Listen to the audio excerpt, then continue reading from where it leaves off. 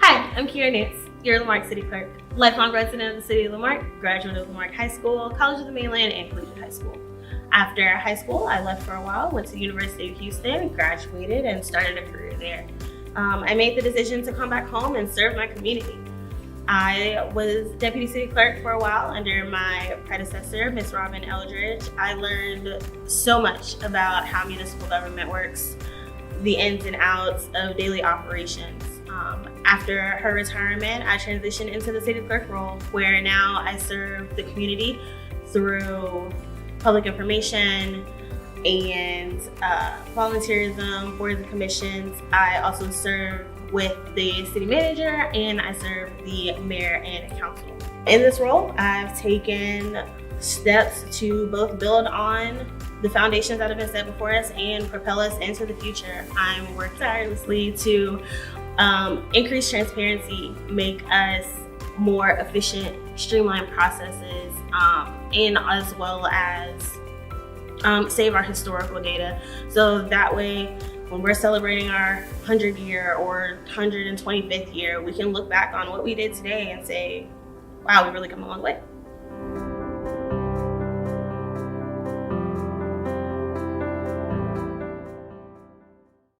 Hi, I'm Mandy with the Economic Development Corporation, and I'm here inside Sweet Treats, located in Gulfway Plaza, right here in Lamarck.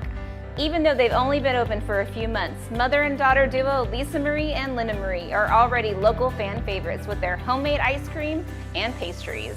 This is Shine on Lamarck.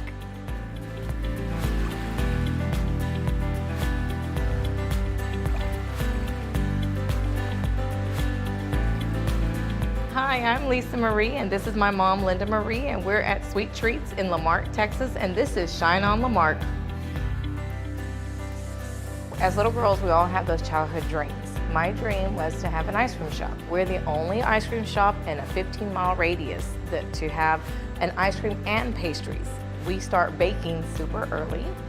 We make our apple turnovers, our cupcakes, our bundt cakes. We bake everything. Our ice cream is handmade here, so we start pretty early. And then from there, our day starts, 10 o'clock, our doors open, and usually they're here for apple turnovers first thing in the morning. We charge by the scoop of ice cream. You can have 2, you can have 10. Me and Mom sat down and we decided not to charge for toppings. What we put on the kids' toppings and watch them just, oh my goodness, they're so excited. They get 2, 3 toppings. They're super excited. There was no way we're going to charge for every topping.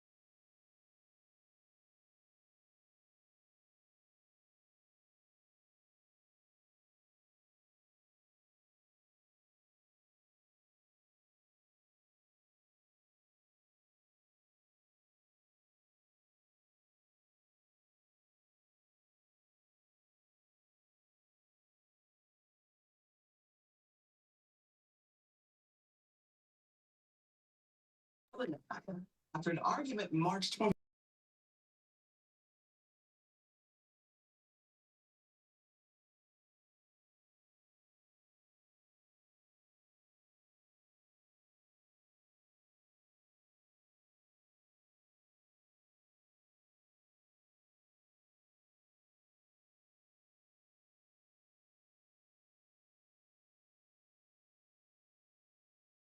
Stepping in for all of those families, including my own, who have experienced autism. Office of the Mayor for the City of Lamarque proclamation, whereas autism spectrum disorder is a developmental condition that affects individuals in unique and diverse ways, and whereas individuals on the autism spectrum contribute significantly to the diversity, creativity, and the strength of the community. And whereas Autism Acceptance Month seeks to foster greater understanding, promote inclusion, and celebrate the unique talents and perspectives of people with autism. And whereas the City of Lamarque recognizes that individuals with autism have the right to be treated with dignity, respect, and kindness, and should have access to opportunities and support to enable them to thrive. And whereas through education, awareness, and action, the community can eliminate stigma, reduce barriers to inclusion, and create environments that are welcoming to all people, regardless of neurodiversity. And now, therefore, we the mayor and city council, by virtue of the authority vested by the city of Lamarque, Texas, do hereby proclaim the month of April 2025 as Autism Acceptance Month. The city of Lamarque and do hereby encourage all the citizens of Lamarque to recognize this month by seeking to educate themselves, embrace the diversity, celebrate, and commit to creating a world where individuals with autism are accepted, respected, and included in all aspects of society. Testimony whereof witness my hand, the seal of the city of Lamarque, this 8th day of April 2025. Keith Bell, Mayor. Let's give this month, a round of applause.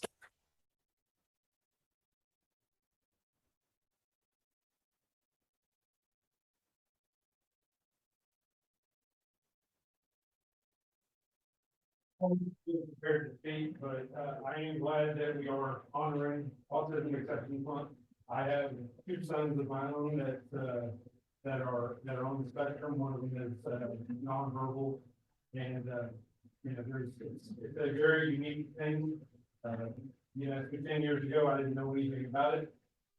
Now I know more than I probably want to know, but I really appreciate the city recognizing this one. Absolutely. Yes, sir. Absolutely.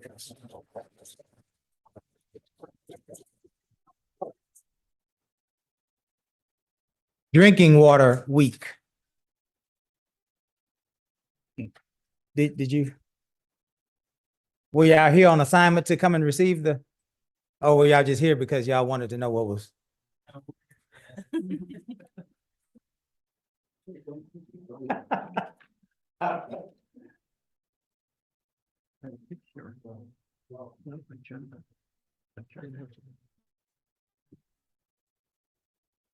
Office of the Mayor of the City of Lamarque proclamation. Whereas water is the most valuable natural resource, and whereas drinking water serves a vital role in daily life, serving as an essential purpose to health, hydration, and hygiene needs for the quality of life that citizens enjoy. And whereas tap water delivers public health protection, fire protection, support for our economy, and the quality of life that the public enjoys. And whereas the health, safety, and well-being of a community depend on reliable, high-quality drinking water and the well-maintained infrastructure to deliver it.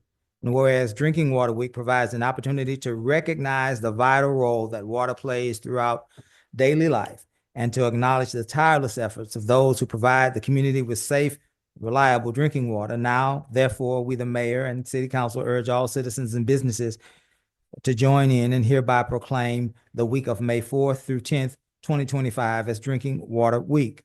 In Lamarque, encourage all of our citizens to help protect the source waters, appreciate the work of water professionals, and understand the importance of investing in water infrastructure. In testimony whereof witness my hand, the seal of the city of Lamarque, this 21st day of April 2025. Give a round of applause for Drinking Water Week.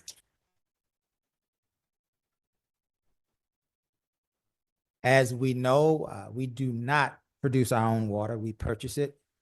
And the resources, the source of those waters that we purchase has been receding for quite some time. And we are in a desperate struggle, we being humanity, we being Americans, we being Texans, we being members of this great city. We are in a desperate struggle to find new water sources. And so this is an important week. These men reflect the city's effort to make sure that we have safe drinking water.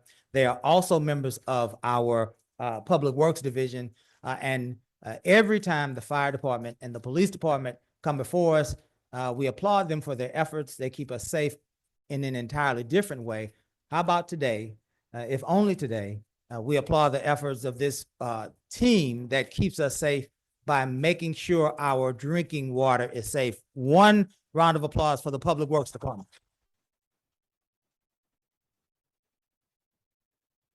I said all that to say Martin is getting ready to give us the speech of a lifetime. Go, Martin. Thank you. It's a team effort. You know, we try to do our best. So very good, very good. Come on, let's get that. We appreciate each and every one of you. Absolutely.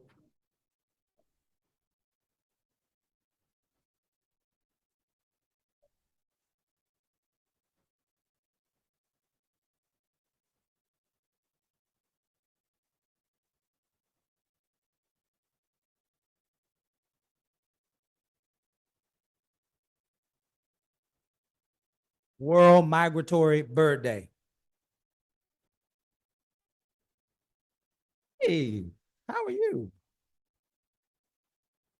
Miss Tanya Griffith, who is standing here as the vice chair of the Parks Board. Office of the Mayor for the City of Lamarque proclamation. Whereas migratory birds play a critical role in the health of our ecosystems, contribute to biodiversity, and are essential to the environmental well-being of the planet. And whereas the theme of World Migratory Bird Day 2025 is shared spaces, creating bird-friendly cities and communities, highlights the importance of fostering urban and community spaces that support the needs of migratory birds and encourage harmony between human development and nature.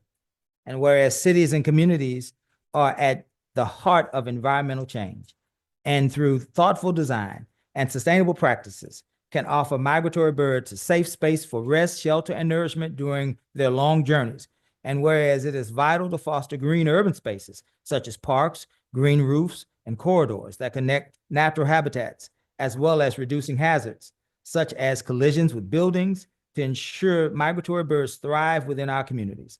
And whereas engaging local communities and educating the public on the significance of protecting migratory birds and their habitats help cultivate a cultural environment of stewardship, fostering the understanding that the health of our cities is interconnected with the well-being of our natural world.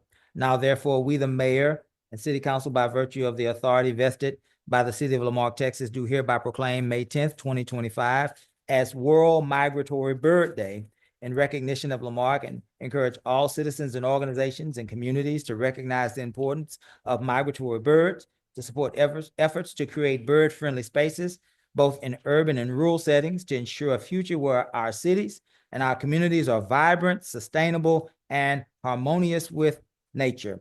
In testimony whereof, witness my hand, the seal of the city of Lamarque, Texas, this 25th day of April, Keith Bell, Mayor. Let's give a round of applause for Migratory Bird Day. I believe, Ms. Griffin, that we are a bird sanctuary. Is that right?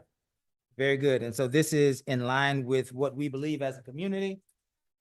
We appreciate the sentiment, that we want to participate in this wonderful day.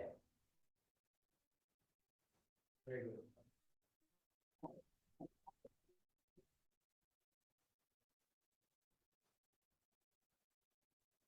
Lemonade Day. Is that you, Mr. Getty? Look at Mr. Getty. Welcome. Looking good. I like the shirt. Mr. Getty is our economic development director, and so that's why I kid with him, but welcome. We certainly are honored to have you in our midst. Certainly, this city has participated in Lemonade Day for quite some time. Lemonade Day, in essence, is an opportunity for us to allow our children to learn the benefits and the responsibilities of entrepreneurship. All cities, especially small cities, are built on the foundation of small business and entrepreneurship. And certainly this is the first opportunity for our young people to understand and know exactly what that means. And so we're delighted to participate. And certainly, Alex, you are definitely an able person to receive this proclamation with your work in economic development. So from the Office of the Mayor, the City of Lamarque proclamation, whereas Lemonade Day is an annual event designed to inspire and educate children and young people in our community about entrepreneurship and financial literacy by helping them launch their own lemonade stand. And whereas Lemonade Day provides for a fun and educational opportunity for children to learn valuable life skills, such as goal setting, planning, budgeting, customer service, and marketing, while fostering a sense of responsibility and pride in their work. And whereas this initiative promotes the values of hard work, creativity, and self-confidence, empowering the next generation of leaders, innovators, and entrepreneurs. And whereas Lemonade Day celebrates the spirit of community by encouraging local businesses, organizations, and families to come together to support and mentor the young entrepreneurs taking a part in this event. Whereas the success of Lemonade Day demonstrates the power of collaboration in helping young people to develop a mindset that promotes positive change, economic growth, and the entrepreneurial spirit. Now, therefore, we, the mayor, the city council, by virtue of the authority vested by the city of Lamarque, Texas, do hereby proclaim May 3rd, Lemonade Day. The city of Lamarque do hereby encourage all citizens to support and celebrate our young entrepreneurs by visiting lemonade stands, plural, throughout the city and promoting the importance of entrepreneurship, education, and community involvement. Testimony whereof witness my hand, the seal of the city of Lamarque, this 25th day of April. Keith Bell, Mayor, let's give a round of applause for Lemonade Day.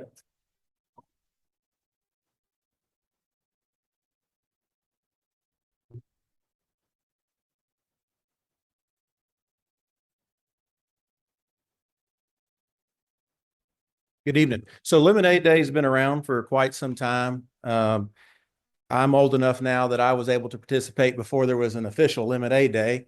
I remember selling lemonade on the corner of Cedar and Chimney Corners as a kid in the 1980s. But what these kids are doing today is much more than we ever thought of doing. The marketing side, the better stands, and just really the support of the community. So as Mayor said, and as this proclamation says, definitely encourage you to stop and buy one or two or three. If you see 10, stop by as many of those as you can. You don't know the impact that you will have on that young person's life. Even if you can't have sugar or don't drink lemonade, just talk to them for a minute. We all can learn from one another and drop off $1 or $2 if you're able. But really a great event, and we appreciate everybody supporting that. Thank you, Mayor.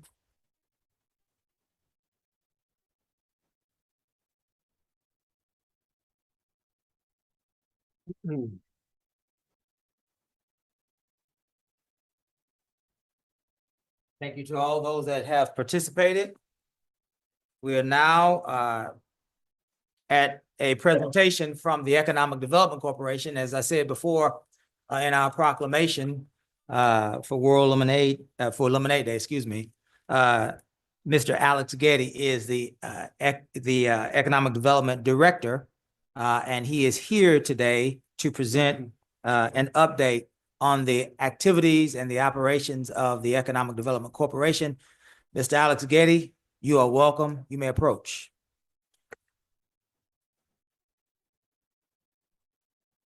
Thank you again, Mayor.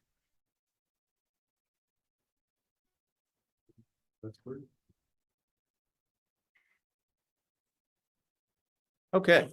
So thank you for the opportunity, Mayor and Council, to run through a few slides with you this evening.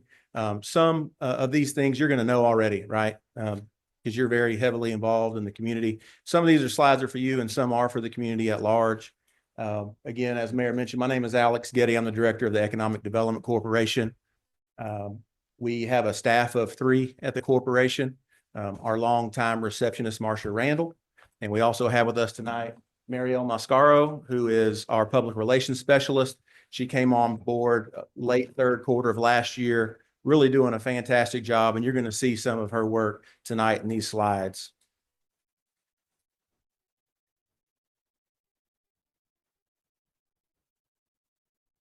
Where are we at?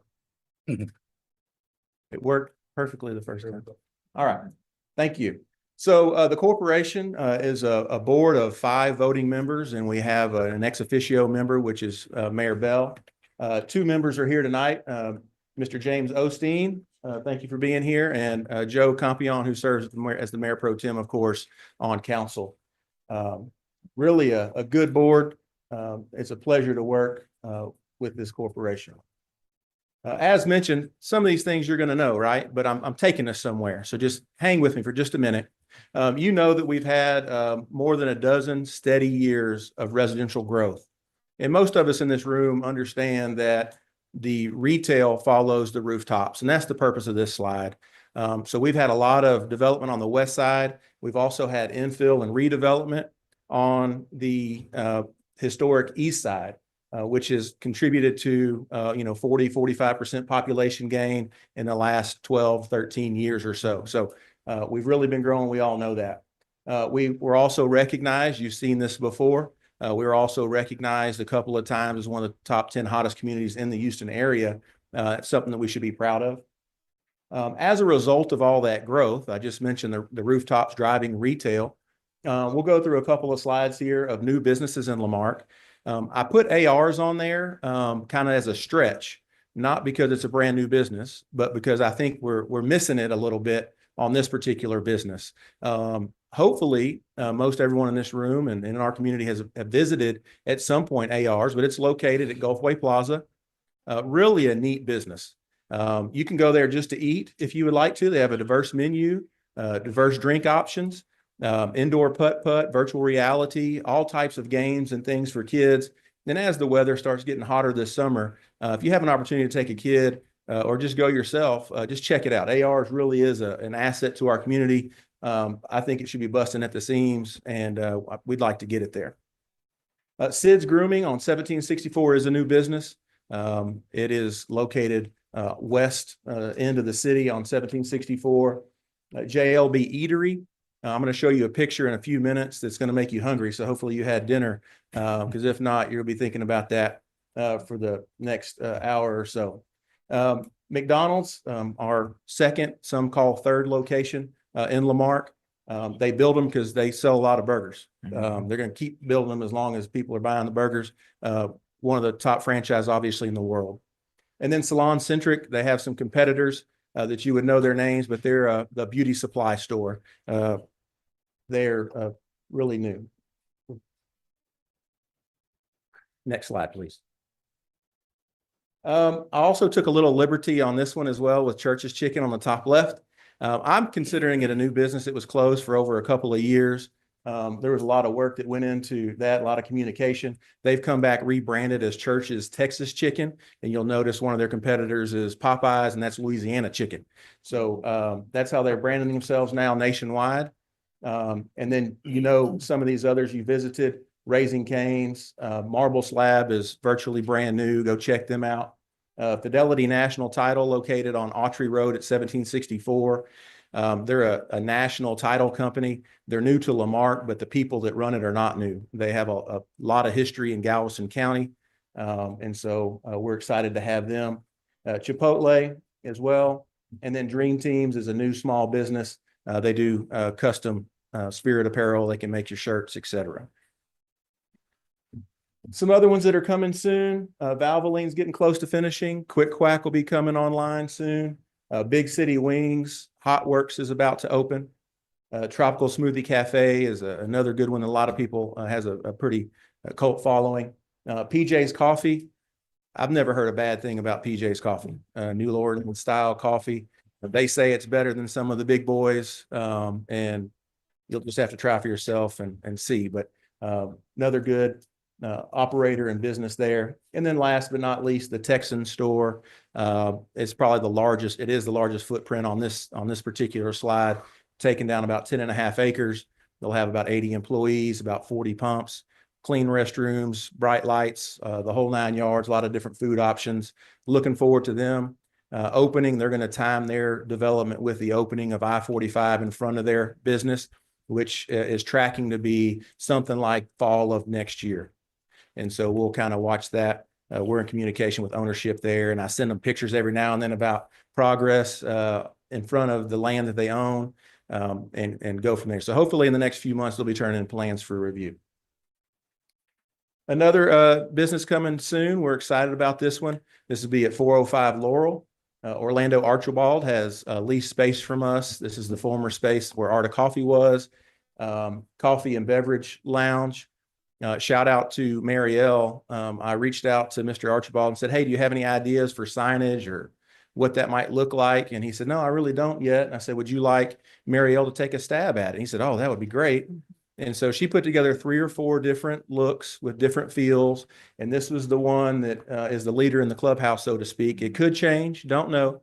But we wanted to put something on here that kind of showed what that could look like. Coffee in the morning, transition to a beverage lounge in the evening. Cool concept. He's excited about it. We're excited about it. And we hope that the community supports that business when they open in the next couple of months. This is another one that council knows a lot about. It's under construction right now. It's going to create 8 to 10 jobs, create significant amount of sales tax revenue and some tax base. This is at 1764 west of former Gulf Greyhound Park, which is now JMK5. This is another slide that when it was presented to council, this is just again for the community. These are some of their partners. You recognize a lot of those names on that list. As a result of those first 10 or 12 slides, we've had 8 years of record sales tax, and I know that council's very well aware of this. But what I find interesting about that 8-year run is some of the things we've had to overcome. And this is something in particular I think that the community should be proud of, is that number one, we had a pandemic, a global pandemic, 5 years ago that disrupted our economy for at least a year, maybe 2, and in some cases with supply chain and things even longer. But we continued to have record sales tax during that time, year over year. In addition to that, as we're all aware of, we've had construction on I-45 for about 6 years.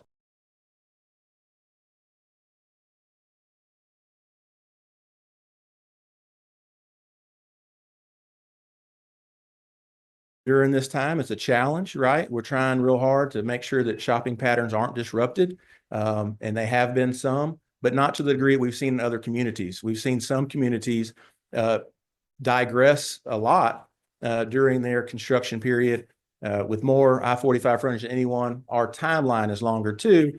And for those who are wondering, by the schedules we've seen recently, we've got about 3 more years of construction on I-45.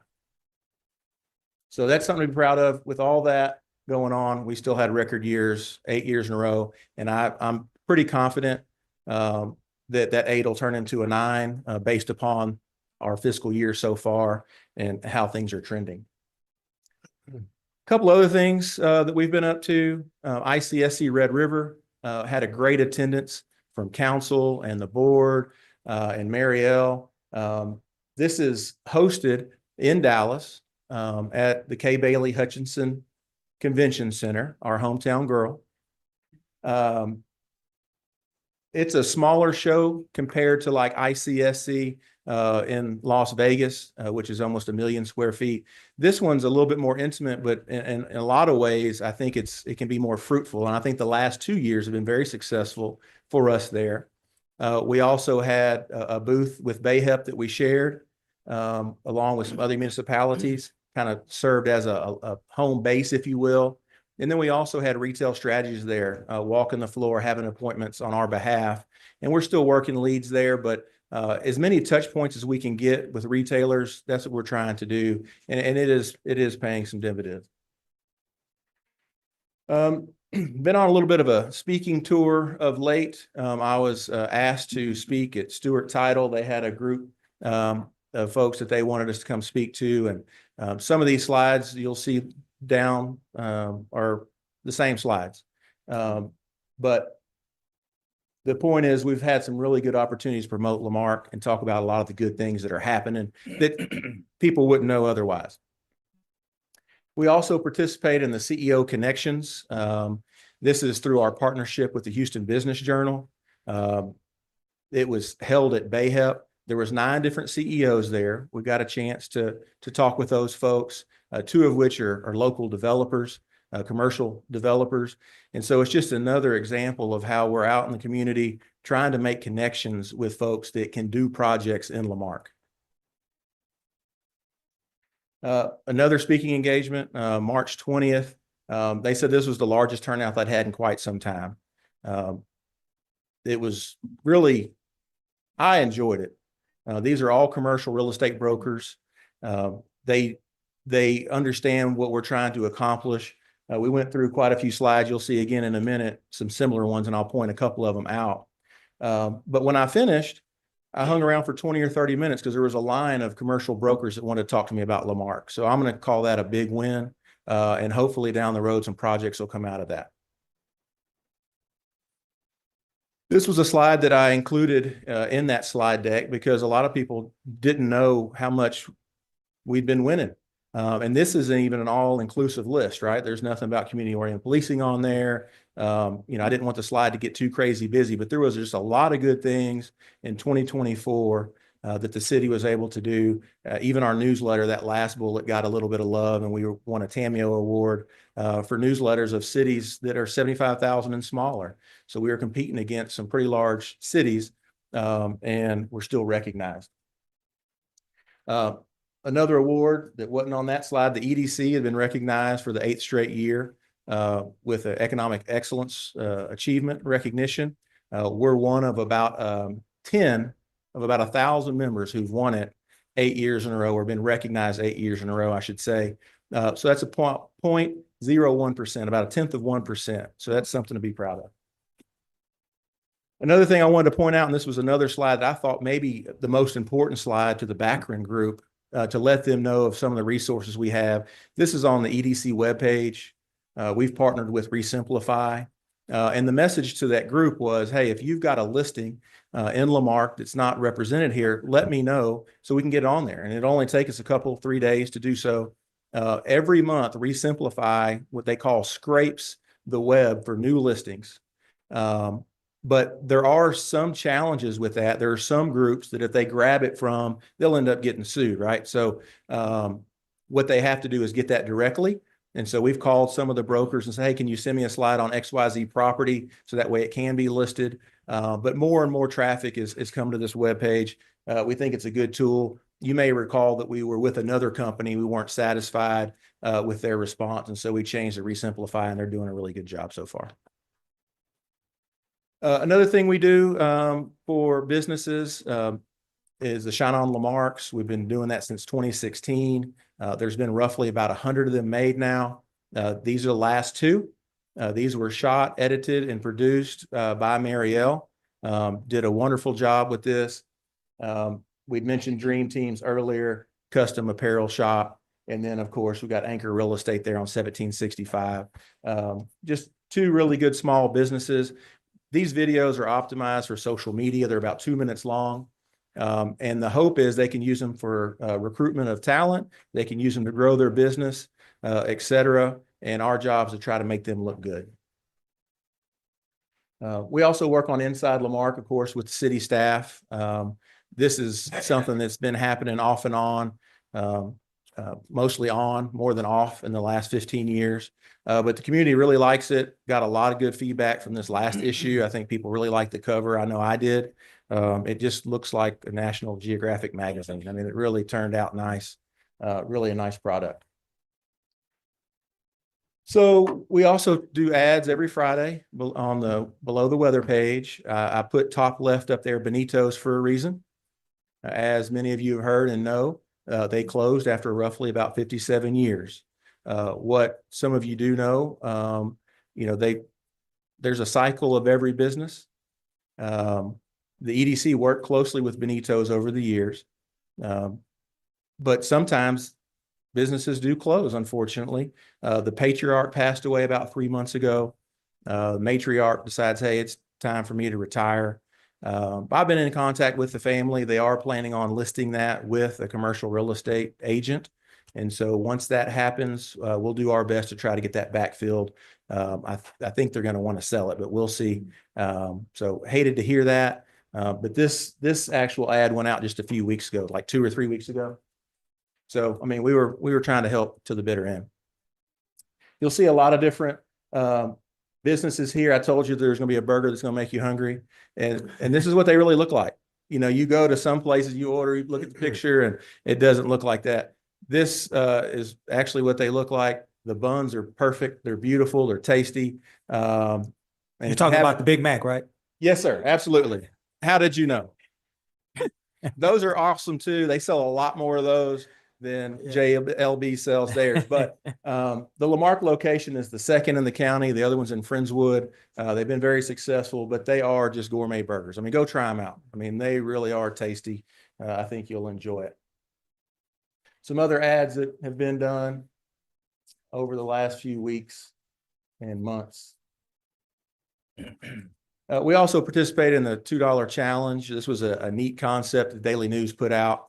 You could actually take your money to Moody Bank and they'll exchange that for $2 bills, and you can go shop locally with that. Just another fun spin and wrinkle on shopping local. And it really does make a difference.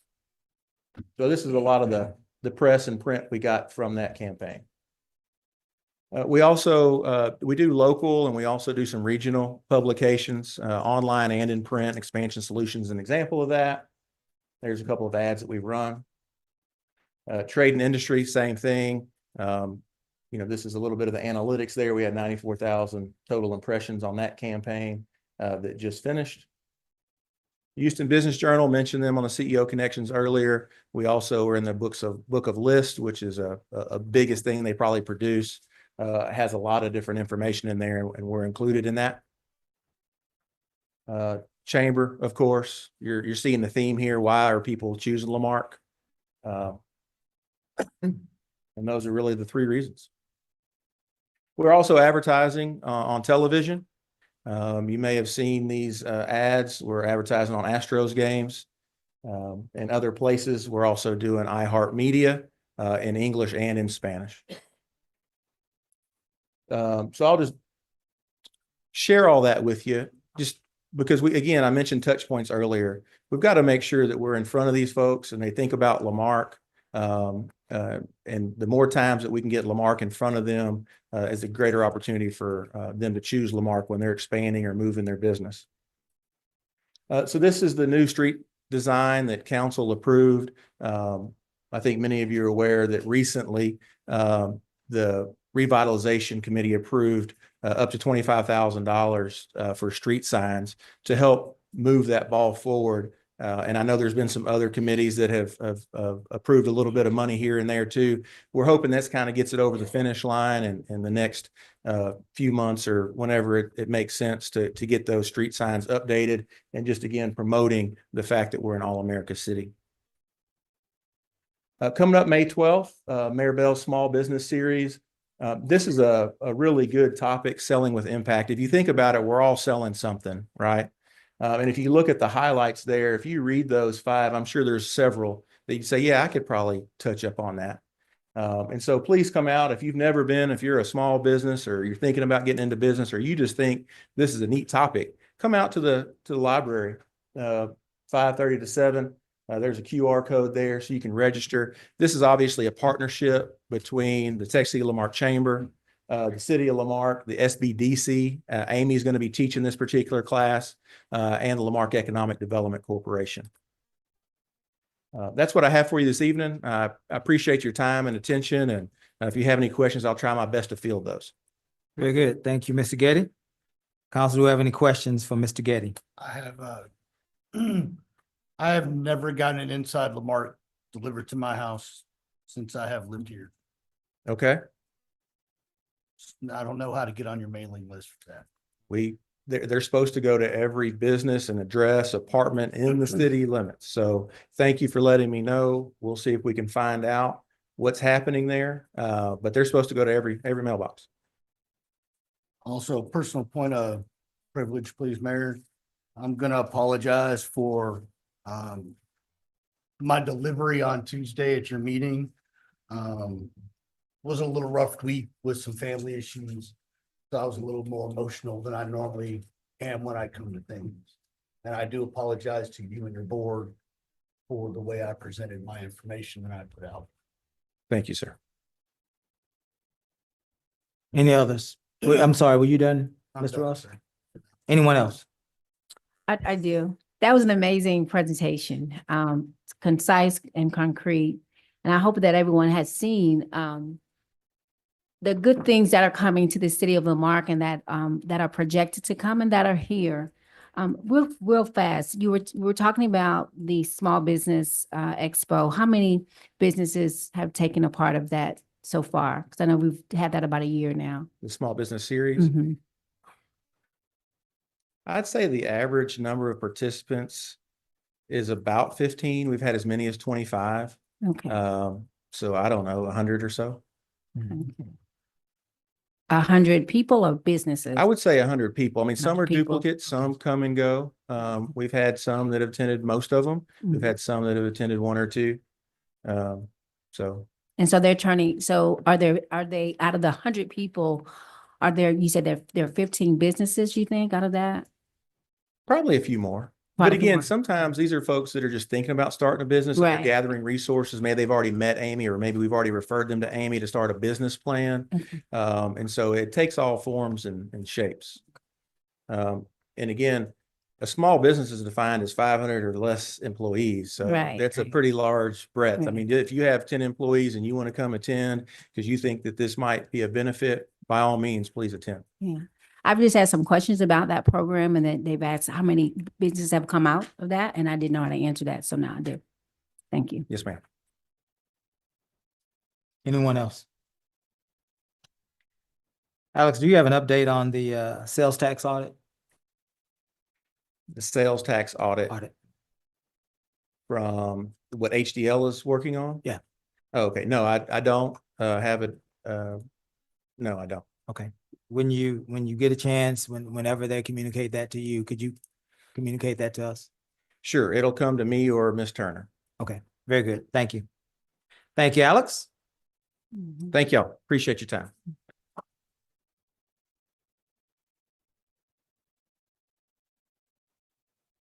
Number 5, citizens' participation limited to 3 minutes per person. Comments from the public will be heard at this time. Any person with city-related business who signed up may speak to council, limited to 3 minutes. If wishing to speak, you may give the mayor or the presiding officer your full legal name and address and item you wish to speak about. Compliance with the Texas Open Meetings Act, the city may not deliberate on comments. Personal attacks will not be allowed. Personnel matters should be addressed to the city manager during normal business hours. If you're visiting with us via telephone, you may press *6 to mute or unmute yourself. If you're visiting with us via smartphone, tablet, or computer on the Zoom platform, there should be a microphone icon in the lower portion of your screen. If you're here with us in person, when your name is called, you may approach the center aisle. There is a microphone and a timer. And certainly we all have 3 minutes to express ourselves to this council. Avery, are there any persons online wishing to speak? No, sir. Thank you, sir. Mr. Jack Mazzola. Welcome, Jack. Name and address for the record, please. Hello, there's a bunch of people here. Okay. Let's let Mr. Mazzola go, and then we'll go back to the online folks. That'd be okay? Yeah. All right. Okay, Mr. my name is Mazzola. Jack Mazzola. I live in 21 South Flamingo, Lamarck.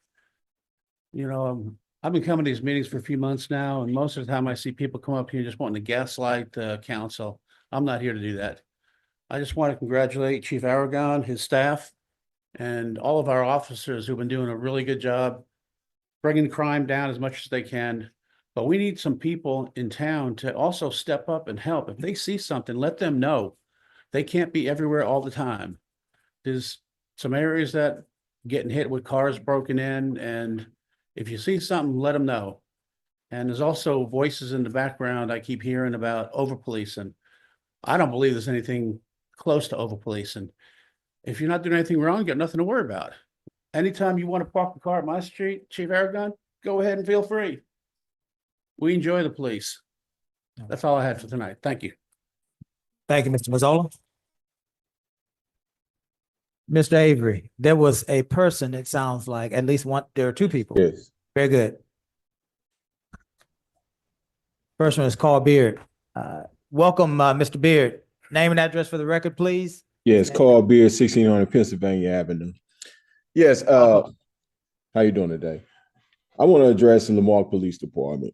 For probably about 3 years, me and other members of the community have tried to lodge complaints against a certain councilman that's actually sitting up on your dais right now.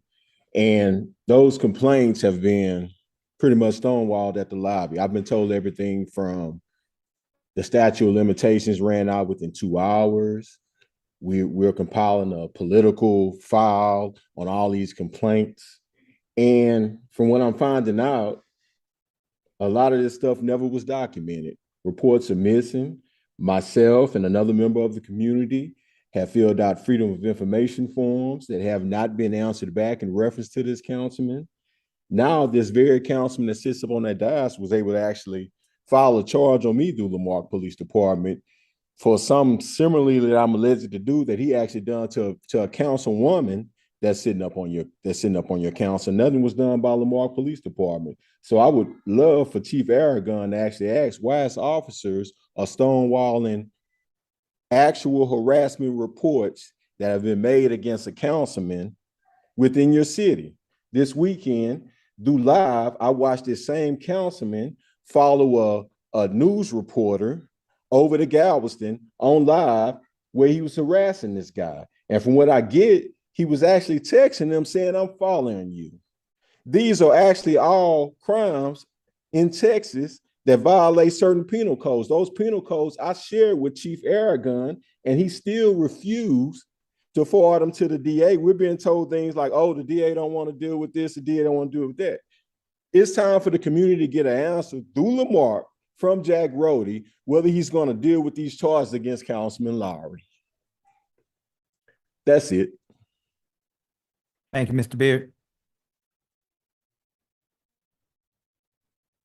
Mr. Avery, that you said there was one more. Hello, can you hear me? Mr. Harvey?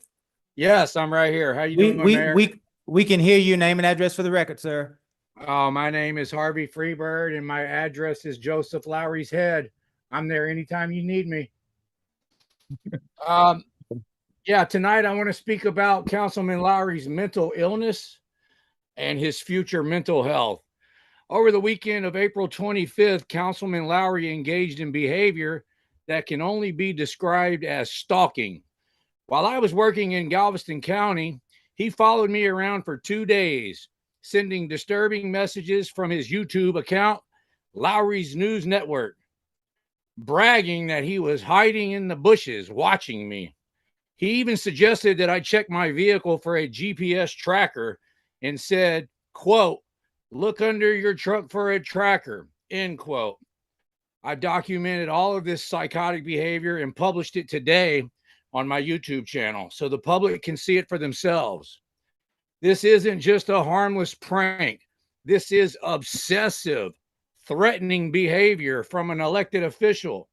And this isn't the first time.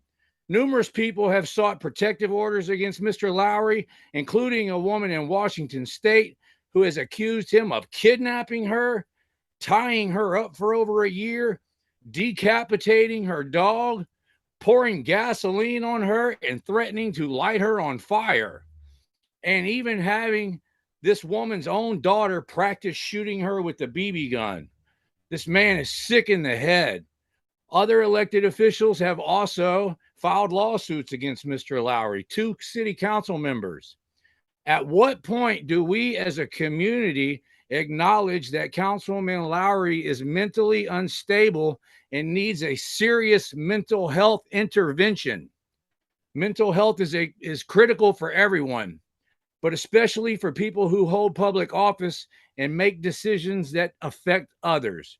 There should be resources and wellness programs available to ensure that council members are mentally stable and fit to serve the public.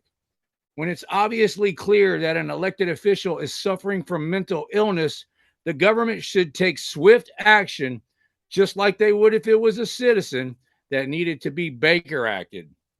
I would strongly encourage Mayor and the council to require a mental health intervention for Councilman Joseph Lowry, who has shown frightening instability. It's time to take proactive steps to protect everyone before the situation gets worse. This is not about politics. It's about public safety. Representatives should be mentally stable to serve the public. Individuals who spend their weekend hiding in bushes and stalking independent journalists and intimidating them have no business holding public office. Thank you, Mayor and Council.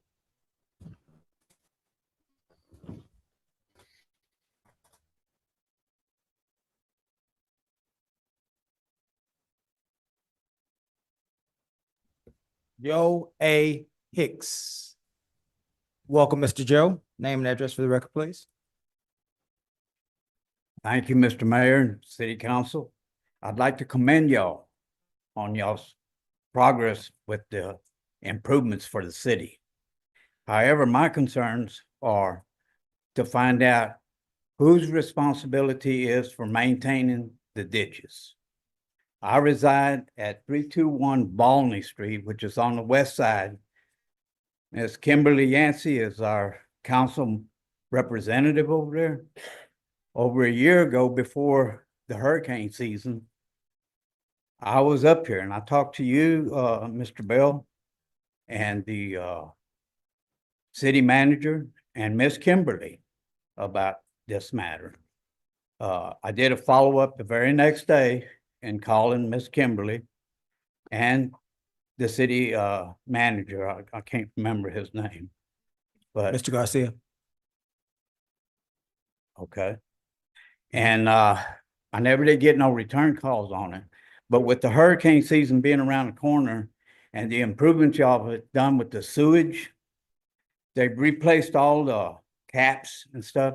There's one right there at the corner of my property, Kirby Street and Balney. The culverts that run south to drain into the main waters that come to the park, not Carbide Park, but our city park that we have that y'all hold functions at, that big body of water, that's where our ditches empty into. Highland Bayou. Yes, sir. Yes, sir. So with the contractors now have put so much mud around that one particular one that there is no drainage at all.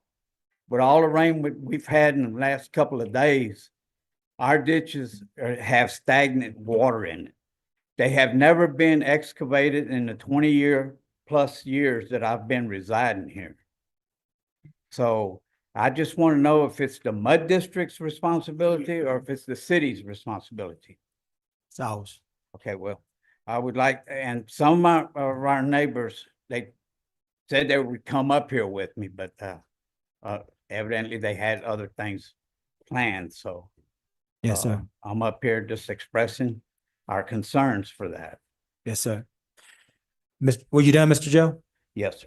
Mr. Joe, Thank you very much. we want to thank you for this. We're looking at you and we cannot respond because this is not on the agenda. However, Mr. Pritchett, perhaps Shannon, the interim Public Works Director, is here right now today. And before you leave, Mr. Pritchett, I would love for you or one of your staff members to visit with Mr. I was Hicks. about to ask for a point of information. Mr. Hicks, good Point of evening. information granted. Yes, thank you, sir. Good evening. Good evening. I have the notes, everything that you said. I wanted you to know that I take very meticulous notes. To the mayor's point, we cannot discuss this at this present moment in time. However, there is an item on new business this evening that we will be discussing a plan for drainage throughout the entire city in conjunction with Galveston County Drainage District 2, as well as we'll just say sins of the past. And so if you have the availability to stick around until we get to that, I believe it's fairly recent on the agenda, 8-1. And so we will talk about that a little bit this evening, sir. Well, I have some pictures that you can also see at that time. What I will do is stick I'll have around. one of my staff members grab your contact information. Okay. Thank you, I sir. will stick around. Thank y'all very much. Thank you, Mr. Hicks. Mrs. Catherine Heron Keith. Welcome, Ms. Keith. Name and address for the record, please. I'm Kathy Heron Keith. I live at 56 Ferrando Pines. I'm here tonight to talk about the community policing and to say you look kind of snazzy with your little jacket there, sir. I look snazzy Yeah, you look snazzy. from the side. Yeah, okay. So what I came to say tonight was, while the Lamarque Police Department's community policing and patrols have been the prime factors in lowering the crime in Lamarque, we are by no means a crime-free city. There are suspected trafficking houses and game rooms on Scott Street. Hackberry and Shady Lane have had a rash of car burglaries in the past week. Houston and Lamar has a possible sex trafficking house, and there was an attempted abduction of a teenage girl there last week. There are still many in the community who do not call the police for fear of retaliation and nothing happening to the criminal. There are those who don't vote because, as we know, last week proves it's not safe in this city to vote without being harassed in the polling station, down this very hall, and in the parking lot by those who think they are above the law and try to tie the hands of the police by demanding less patrols in higher crime areas. We need more patrols and support of our officers and department. They can do a much better job when the community is behind them and gives them the information and the tools to do their jobs. If we're not doing this, do we really want a safe city, or is this all just lip service? Thank you very much. Thank you, Ms. Keith.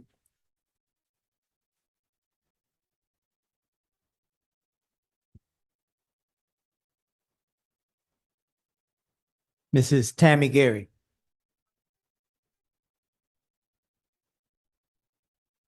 Welcome, Ms. Gary. Name and address for the record, please. P.O. Box 1211, Texas City, Texas. Welcome.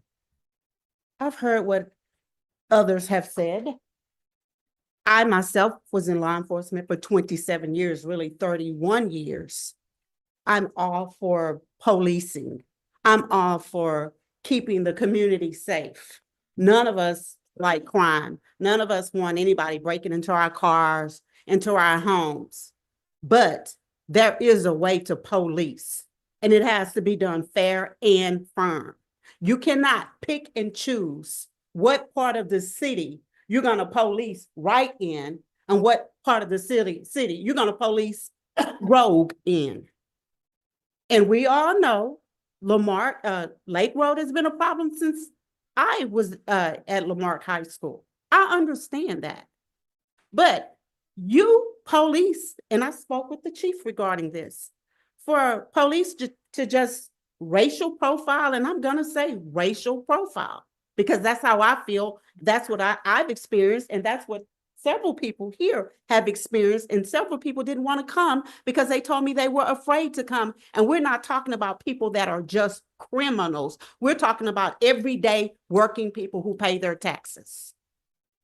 My son and his friend was at home working for me. It was late, 7:50 p.m. March, I think it was the 17th. I said, I don't have any cash to pay the painter. Can you follow me to the credit union on Oak Street? So I pulled up my car, got cash out of the ATM machine. My son was driving with the painter.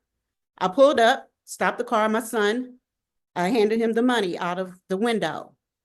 We took a right turn right at the fish place. We took another right turn. All of a sudden, I see lights behind us. Well, is he coming for my son, me? So we pulled over.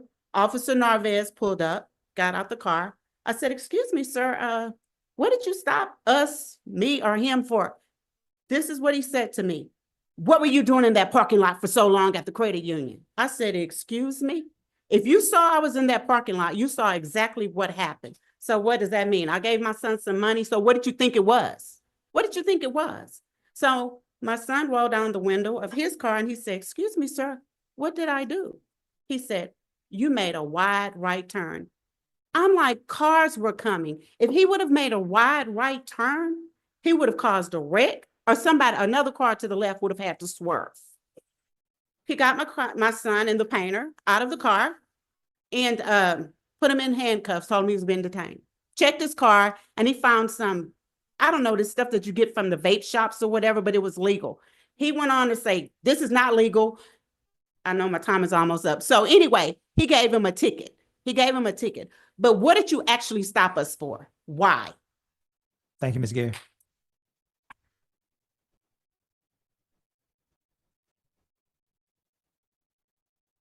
June Lundy. Welcome, Ms. June. Name and address for the record, please.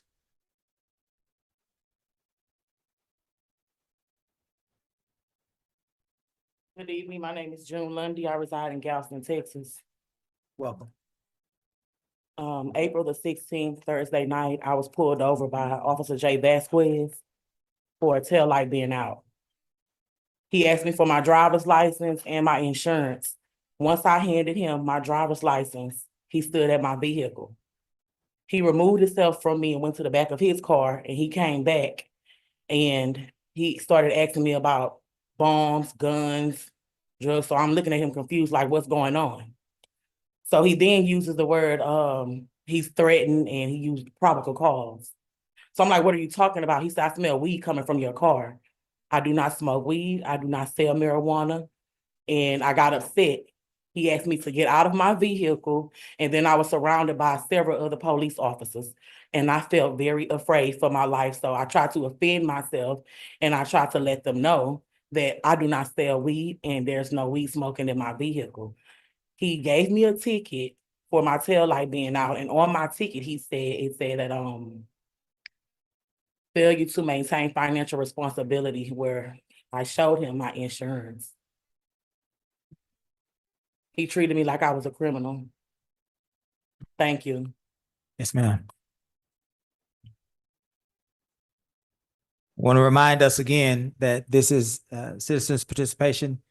All of these things that are being presented are new to us, and they are not on the agenda. And so however much we might want to respond, we cannot. Thank you, Ms. Lundy. Mrs. Judy Sturgeon. Welcome again, Ms. Judy. Name and address for the record. Thank you. Judy Sturgeon, 3101 Melody Drive, over on the flip side of the National Guard Armory. Unlike the last couple of speakers, I'm here because I don't have any complaints about the police department. I have heard some minor rumblings in the neighborhood about over-policing, but I haven't heard any details other than tonight. The last time we had a neighborhood meeting with the chief and met a couple of the new officers in the neighborhood, he did tell us that their approach is going to be proactive policing rather than reactive policing. Instead of waiting for someone to make a complaint and then go to try to chase down somebody who used to be there before somebody called in, they were going to be doing active patrolling, and they were going to be in more neighborhoods, and they were going to be active. They weren't going to be sitting around waiting for someone to make a phone call. So I would expect that people see more police officers rolling in their neighborhood. And I personally, now that there's so much construction right up behind my house on I-45, I run through town a whole lot more often. And I frequently see a police car rolling through the neighborhood, and they're on the move. They're around, and they're just about any place. I haven't ever seen them concentrated in any one area. If you live in one area and you see them, well, you're going to feel more like they're in your neighborhood too much. I'd like to say, come to my neighborhood anytime you want to. We certainly have, speeders and motorcycles zooming around at 10 o'clock at night, doing donuts or whatever they do. I've been real happy with them, to the point where the chief actually even mentioned that they're going to be aggressive with traffic stops, and they're going to pay attention, because I happen to know you're a whole lot more likely to catch somebody doing something wrong if there's minor stuff wrong with the car. And hold on just a minute. Please stop, Ms. Sturgeon's time. In order for us to be able to hear Ms. Sturgeon, we have to be respectful. I get that this is a hot topic. I get that there is a lot of concern, but certainly Ms. Sturgeon has the floor for another 1 minute and 13 seconds. And let's be neighborly and allow her to speak. And then when it's our turn, we will certainly allow us to speak, if we can do that for one another. Thank you. Ms. Sturgeon, you may proceed. Sorry about that. I will agree that racial profiling or any kind of profiling is not okay. It's not acceptable under any circumstances. I absolutely support the comments that have been said before. I haven't seen any of that for whatever reason. But thank you. But we were warned ahead of time that there was going to be aggressive policing, and especially on traffic violations. And the chief mentioned stop rolling through stop signs. So I'm afraid that I have had to learn to stop completely at stop signs, which is against my nature, but I have been doing my very best, even if there's nobody anywhere, just in case somebody's hiding in the corners looking for me because they've heard about me too. So I thank the police department. I absolutely will criticize with anybody else who's had any complaints about any improper treatment, any improper accusations, and I'm sure that the chief will get on that and get things straightened out. I have faith in him, but thank you to the police department. Thank you to the neighbors who stand up and talk about the problems, because that's way more important than somebody standing up and saying, gee, I like what they're doing, but gee, I do like what they're doing, for me at any rate. Thank you very much for letting me speak. Thank you, Ms. Sturgeon.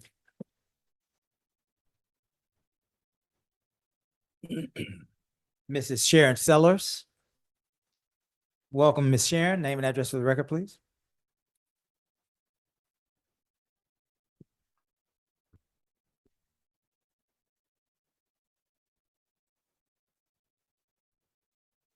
Good evening. Sharon Sellers, 103 Long Ridge. Thank God I've got a very large, vicious dog, because there's been a lot of burglaries in my neighborhood and close by lately. A car just 2 doors down a while back was broken into. And I go out to walk my dog at night and often hear, not all the time, but often, gunshots coming from neighborhoods not next door, obviously, but you can hear them. So over policing is not happening. Racial profiling, I agree, is wrong and it shouldn't happen. The police are human. They make mistakes. We can't hold it against them in a world that's gone absolutely mad with crime. We need more policing. We really do. And I'd like to thank the city for digging out my ditches on the cul-de-sac, but some of the places that are deeper than what the culverts are has left a lot of water standing, and it's going to be a nasty mosquito season when it's bad enough because of the big drainage ditch that runs behind the house anyway. So maybe we can get our own mosquito truck for our neighborhood. I don't know, but it's going to be a problem. And it sure would be nice if the city could do something about fixing the problem that they've created. They did, it has helped as far as drainage in the area where there was no ditch. It's helped that area. But for the rest of us, there's water standing because the ditch has been dug lower than the culverts. So thank you. And that's all. Point of information, Ms. Sellers. I said point of information, trying to give you some information. We do have the mosquito preventative machine that we have in operation at this time. Is that right? It has already begun its annual schedule. So we do have our own mosquito truck. No, my own. Oh, you want your own? Oh, okay. All right. Mosquito Yes, ma'am. I understand you better now. Yes. Ma'am. 27,000 and change. I check. Thank you, Ms. Sellers. Robert Michtich, Robert Michtich. Name and address for the record.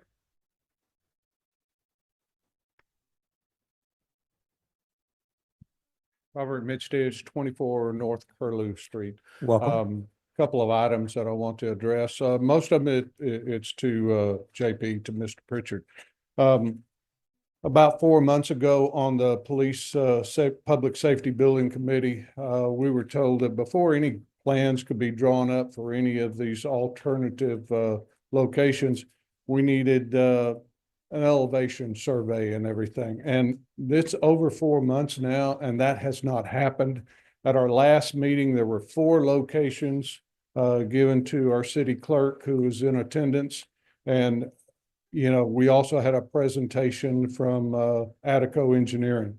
And I requested at that time that everything that Attico had stated to be given to us in writing so that we could understand him and see it.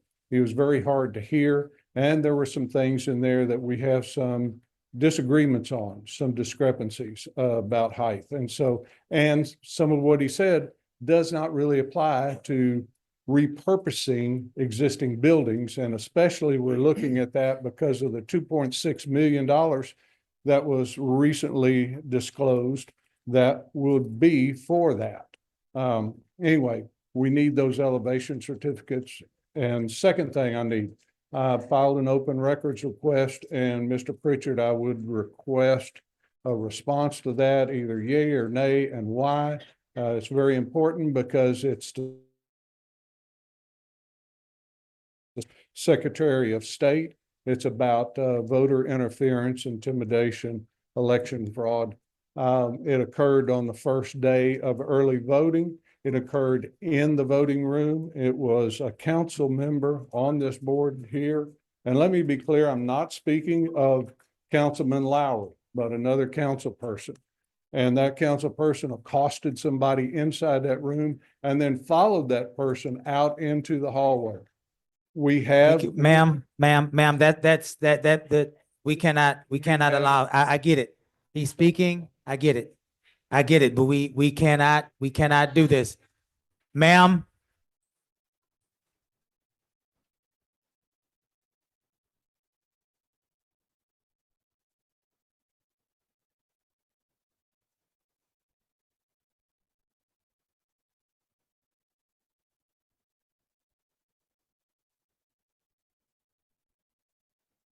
anyway, the complaint has been filed and we need the video that will show it in support, but we do have the witnesses. Anyway, that's what I have tonight. And JP, we really need to move forward on a police building, and we need those surveys. There's 4 of them to be done. And we need what Jen had stated to us in that. Thank you very much. Thank you, Robert. Mrs. Vanessa McAfee. Welcome, Miss Vanessa. Name and address for the record, please.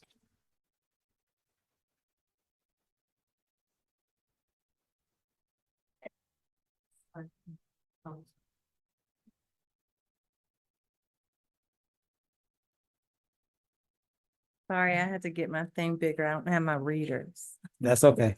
Hello, my name is Vanessa McAfee. I am a Tech City resident, and I'm here to address how Joseph Lowry stole $50,000 from the Economic Development Committee. So I don't know if you need to stay or get up and run to the back room, because this message is for you. Okay. Chief Aragon, I don't know what the problem is. Like, I don't know what else you need.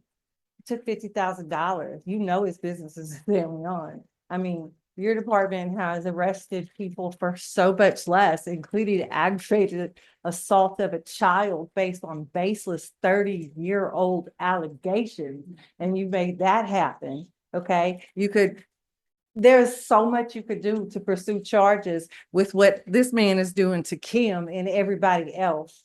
There's the CJ guy, and I don't know what the problem is with you and Mr. Rhodey, but I hope y'all get it together soon, because this is out of control. Every comment has been up here is about the police station. I've called you, I've left a message, I've tagged you on Facebook, and I'm not getting any response. He sold $50,000. Something needs to be done. All these Republicans in here talking about being conservative, financially conservative, but y'all okay with him walking away with $50,000? What'd you spend it on, Sarah? So, Miss McAfee. Sorry. Miss McAfee. Okay, I'm sorry. Miss McAfee. Miss Lowry. I got it. Thank you, Miss McAfee. Okay, so the rest, I'm I'm also here to support Kim and what they're doing. I've already said that. Let's see. You don't have your name tag. You need your new thing so I can call you by your last name. But Mr. Pritchett. Mr. Pritchett, whatever you could do on your end to make sure that $50,000 is dealt with, that needs to be done. Councilman Ross, Councilwoman Yancey, Mayor Bell, I appreciate all y'all support in making sure this man is coming to justice. Councilman Compion, I encourage you to look more into what this person is doing, the one you're sitting next to. And please, if there's another censor, I would encourage you to go with the rest of the people on the board, because he's a terrible person and he's making a lot of mess in Lamarck, and we need your support with this. So if you could consider that, I would really appreciate it, because all you really have to do is look on Facebook and see what he's doing to everybody. You could probably look on there tomorrow and see him acting like a man baby and treating me like crap tomorrow. So I'll be more than happy to show you what he's going to post. Thank you for supporting you. the forensic audit. Mr. Lowry, we cannot. You still have 30, were you done? Nope, that's it. Thank you. Thank you, Ms. Maxey.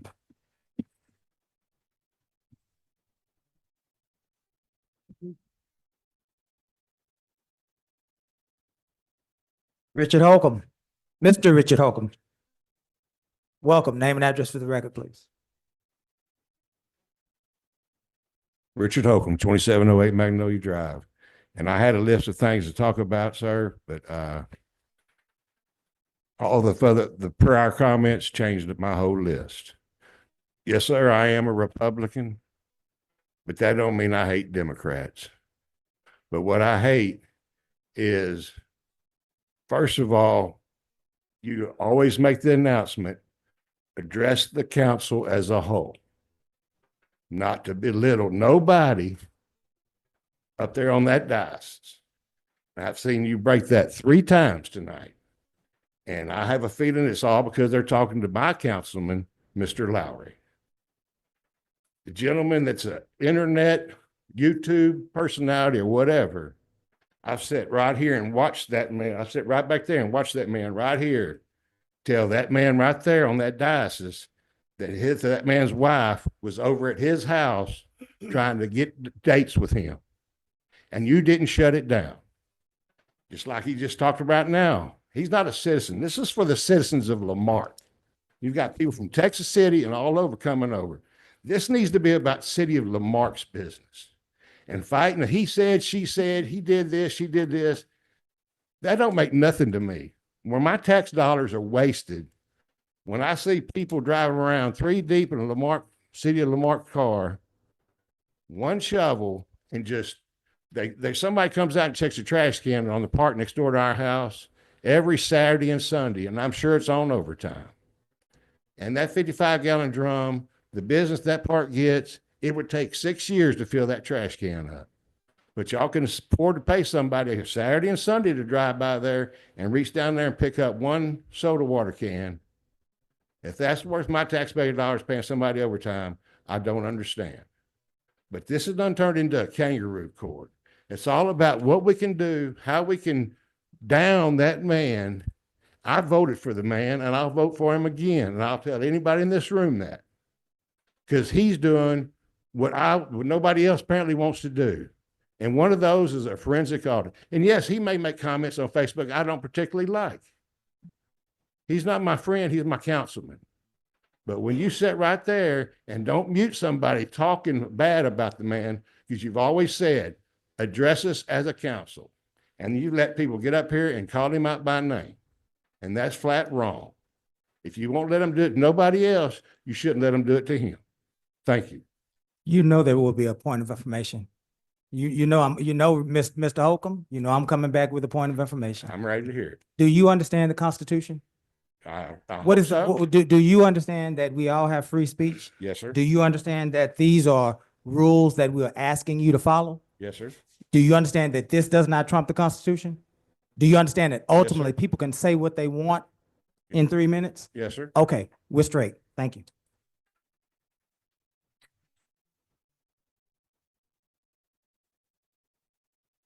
Reverend Timothy Sykes. Welcome, Pastor. Name and address or organization. Have no idea why you're here, for the record. Thank you, Mayor, Council. My name is Pastor Tim Sykes. I pastor in Galveston. I reside in Texas City, but I'm a county guy, born and raised in Galveston. Spent over 30 years in law enforcement, policed in Galveston, policed in Tennessee, policed in Georgia, and I policed in New York, and I'm returning home. I'm a certified licensed Texas peace officer and police instructor, taught at the police academy. I'm here tonight because my heart is heavy, I'm wounded, I'm hurting, and I come tonight as a weeping prophet because I'm hurting. Jill, stand up. She is a member of my church.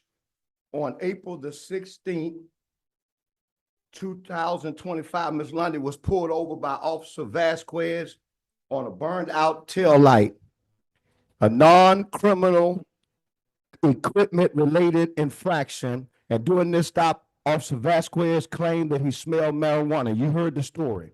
I had a brief speaking with Chief Aragon.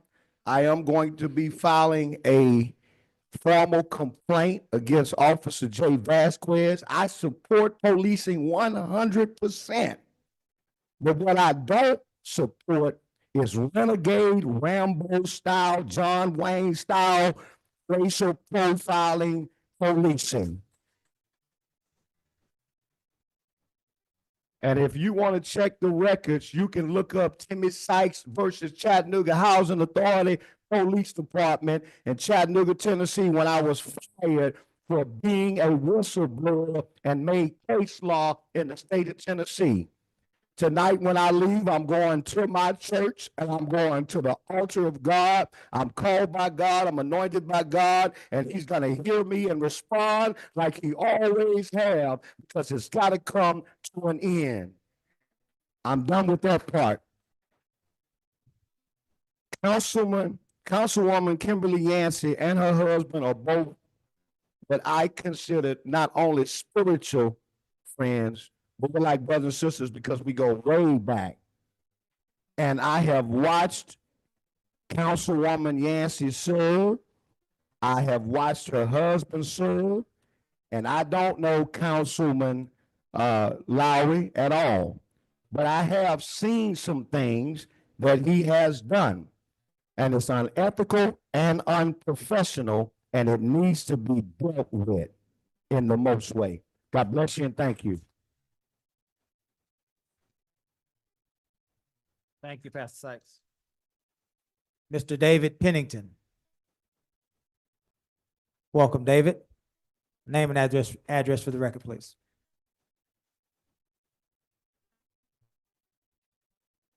David Pennington, 924 Cypress. Good evening, Mayor and Council. Tonight, I'm here to talk about item 7.1 on the agenda concerning the volunteer background checks for volunteers, boards, commissions, and council. Now, I'm not opposed to the idea of background checks, but I am opposed to the idea that you may be holding the citizens of Lamarque to a higher standard than you hold the city council. According to section 2.04 qualifications in the city charter, it states, councilmen should be qualified voters of the state of Texas, hold no other public office, be and have been a resident of the city or of an annexed area for at least 1 year immediately preceding the election. A councilman shall immediately cease to hold office if he shall cease to possess any of these qualifications, be convicted of a felony, or otherwise provided by this charter. Now, the way I see this, if you're going to make this qualification to run for office, you're going to have to change the city charter. That's going to require this item getting on the ballot, and it's going to require getting approved by the voters. Now, neither of these can you guarantee will actually take place. And if you pass this requirement and the charter does not get changed, then the citizens are going to be held more accountable than the city council. It should be the other way around.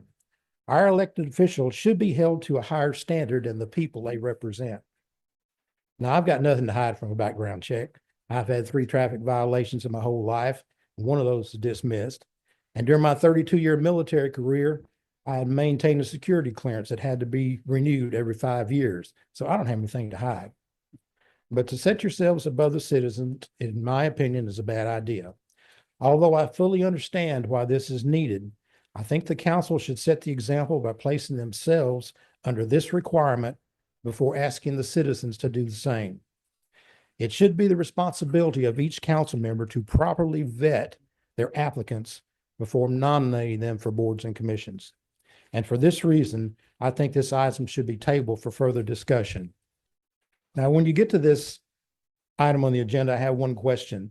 Is this background check going to be mandatory or is it going to be voluntary?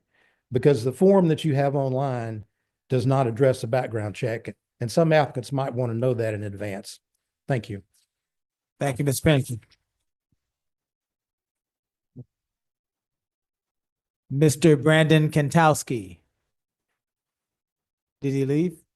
He left. Mr. Rashard Loftus. Welcome, Mr. Loftus. Name and address for the record, please. Good evening, Mayor and Council. 309 Johnson Street, if anybody want to come by. I'd like to just touch on the cleanup we had this past weekend for KLMB. I just want to thank Public Works Department for coming out and help, and thank the Lamarque Lions Club. They brought food for all the volunteers. And I'd like to suggest something that I've talked to you, Mayor, about for 100 years now, and that's getting us a grapple truck in this city so we can do our own business of cleaning up this city with all these piles of limbs that's out here on the road for 1,000 years. I am sick of it. I can bet you that probably everybody sitting here that live in this city is sick of seeing these limbs, trash in the ditches, mattresses on side of the road, furniture on side of the road. I am disgusted with it, but I love this city. But we got to do better. And District A, if we don't get our ditches dug, I'm finna start digging them myself. This gentleman right here basically said his ditches need dug. I've been asking for the longest time. Last time my ditches got dug over there, Carol Butler was the city manager. And Mayor Bell, you remember that quite well. Yeah. We need to do better with the people's business. All this harassing citizens and all this old fighting from this dais, I'm sick of that too. I've been harassed, but I'm gonna keep living. I'm gonna keep going to the same job that I get calls on. I'm gonna keep going there as long as they want me. So I'm asking all of y'all to stop this bickering and do my business. Do these people behind me business. Because otherwise, after a while, y'all ain't gonna be there. Because there's gonna be some recalls, and that go for every last one of y'all.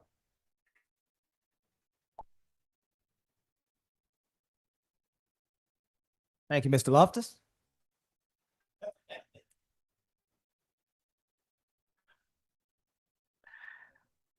All right. That was a healthy, did you want to say something? No, I'm just kidding. That was a healthy, robust discussion. And quite frankly, we do still live in a democracy. Thanks be to God. Are we ready, council, to move on to item 6, minutes? 6-1, special city council minutes of 4/16/2025. I will entertain a motion to approve. Is there a second? Second. Are there any corrections, omissions, or amendments? Hearing none, we'll call for the vote. All those in favor? Aye. Any opposed? Item 7, old business. Items presented to council for for discussion and possible action. 7-1.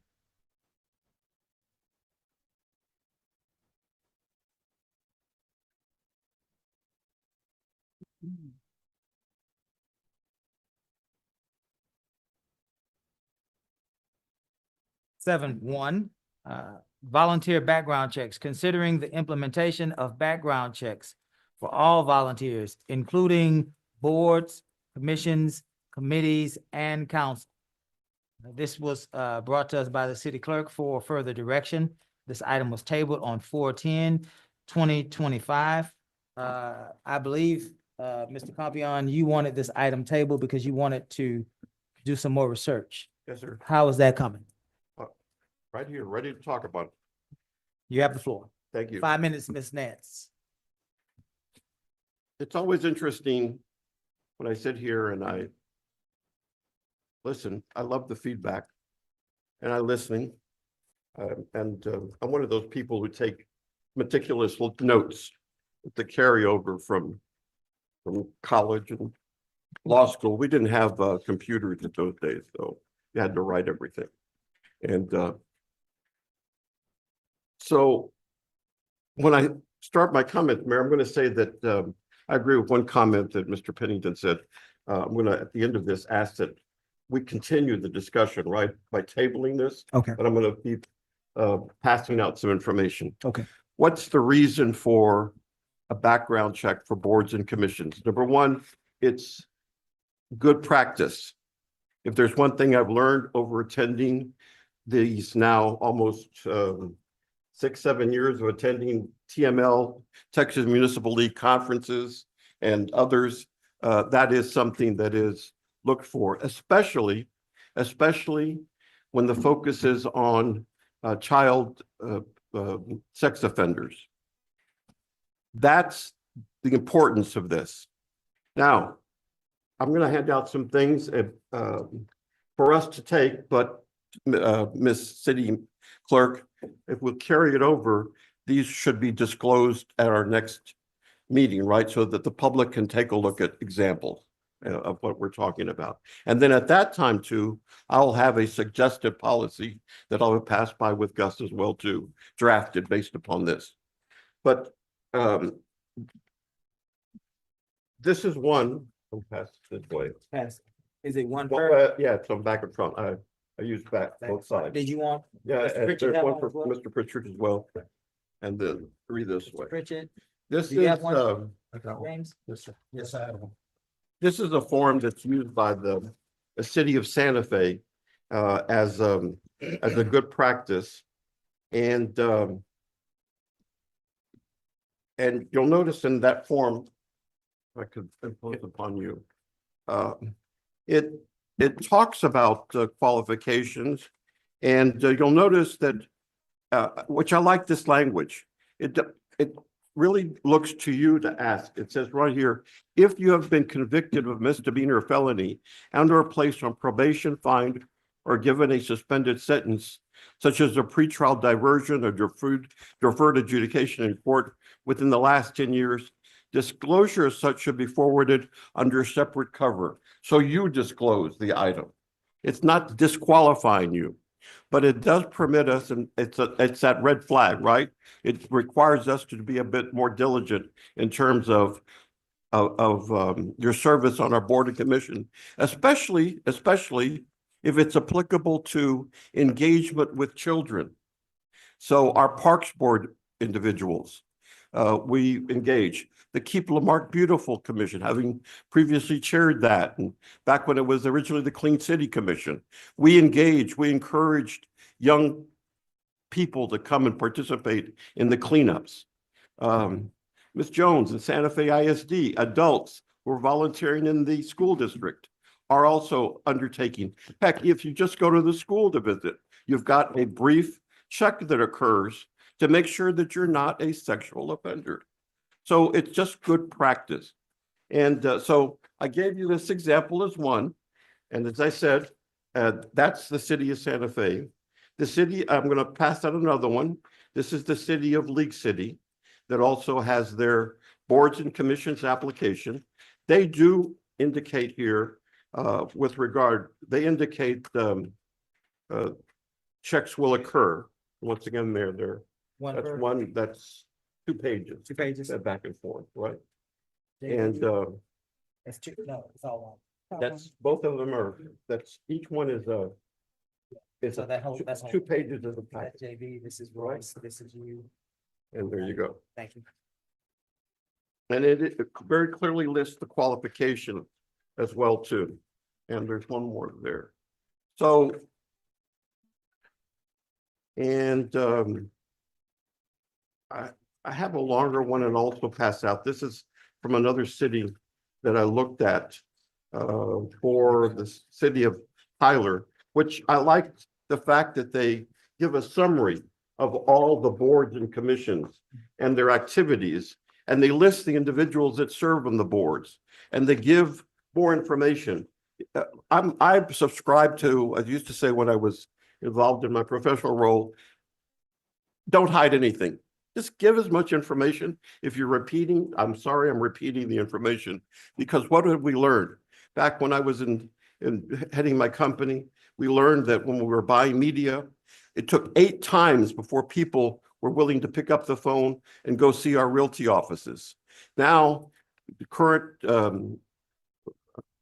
information is it takes 22 times before people see something before it really stays with them. Ms. I Nance, guess 5. Go ahead, Jay. exception being unless you're reading Facebook, obviously, from what I'm hearing in the comments. That's the truth for many people. But so I'll pass this one out too. Gives a better idea here, Mayor. One prayer. Yes, sir. I'll work on this. This one I'll work because I've got to organize that. Okay. So having said this, Mayor, I'm going to ask, and council, I'm going to ask that we table it once again, since we don't do workshops. This is just an ongoing, we're not under pressure, but I'll come back with a recommendation. Then at that point, Mayor, based upon this information, these are my resource documents. Sure. And are shared with everybody. And then I'll make a suggestion and go from there. If that makes sense, then that's what I ask from council. Is that a motion for Yes, to sir, table? it's a motion to Is there a table. second? Second that. There is no discussion on a motion to table, so we'll go straight to the vote. All those in favor? Aye. Any opposed? Items tabled. 8, new business. Items presented to council for discussion and possible action. 8.1, ordinance number letter O-2025-0011, approving mid-year budget amendments for fiscal year 25. Council, we have had an opportunity to be presented with these proposed budget amendments at our recent financial retreat. Mr. Pritchett, are there any changes to the information that you and Ms. Turner provided for us at that meeting? I believe the only change is we had 10. It's now 9 due to the fact of triple checking everything, and we realized that one of them was not needed. But other than that, everything is as we discussed in our financial retreat, as you said. Very good. Ms. Nance, let's start with 5 minutes. Council, are there any questions, any comments as it relates to item 8.1? Please raise your hand to be acknowledged. I see you, Mr. Compion. Do you want to lead us out? I don't be left out. That's why I have my Yeah, new. you have that very favorite. And in fact, we are all getting one of those right now. They're on the. Mr. Compion, you have the floor. I want to say this is a cleaned up document. I like it, right? You incorporated the suggestions and the discussions that I've had with the finance director. Your first version did not meet my standard of what a budget amendment was, okay? Yes, sir. So and why am I saying this? You did not rename positions, number one. You updated the need for certain positions. Yes, sir. But you didn't rename them, which is good, in my mind, because it's the middle of a budget year, right? Agreed. Yes, And sir. we have a budget that was approved with these particular names, and we don't want confusion or anybody alleging that we're hiding stuff. And Yes, that's sir. why what makes me very nervous, right?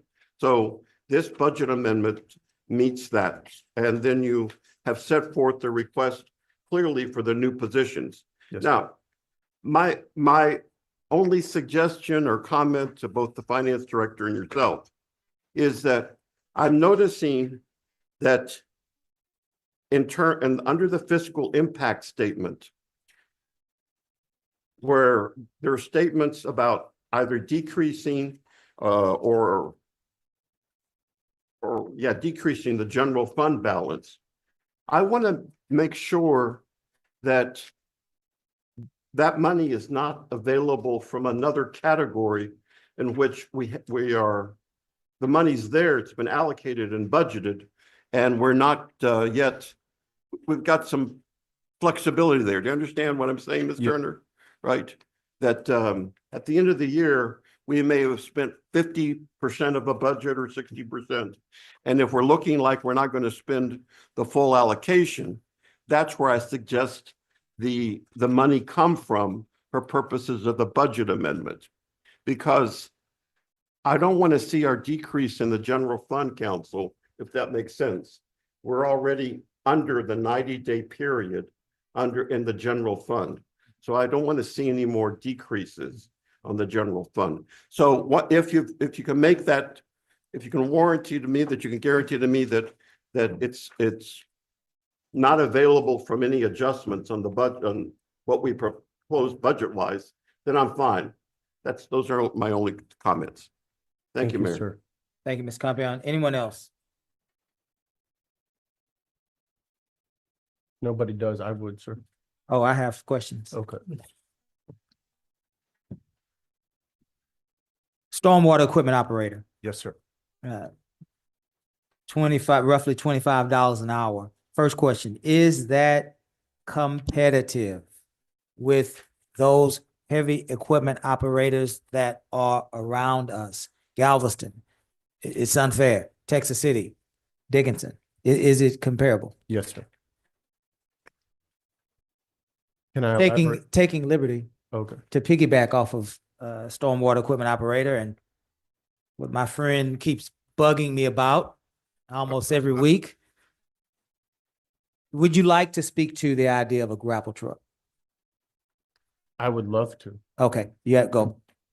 That and then whatever else you were going to say. Who's holding the paycheck? I mean, the checkbook. My my point that I wanted to say in relation to the stormwater equipment operator, to the comment of a grapple truck, but more importantly, what I have heard for 4 years as an employee of the city of Lamarque, not always in the seat that I am currently residing in, but one of the things that has been spoken of constantly, ditches, drainage, fixing our streets. I think those probably rank the highest when it comes to public works that I have heard over time.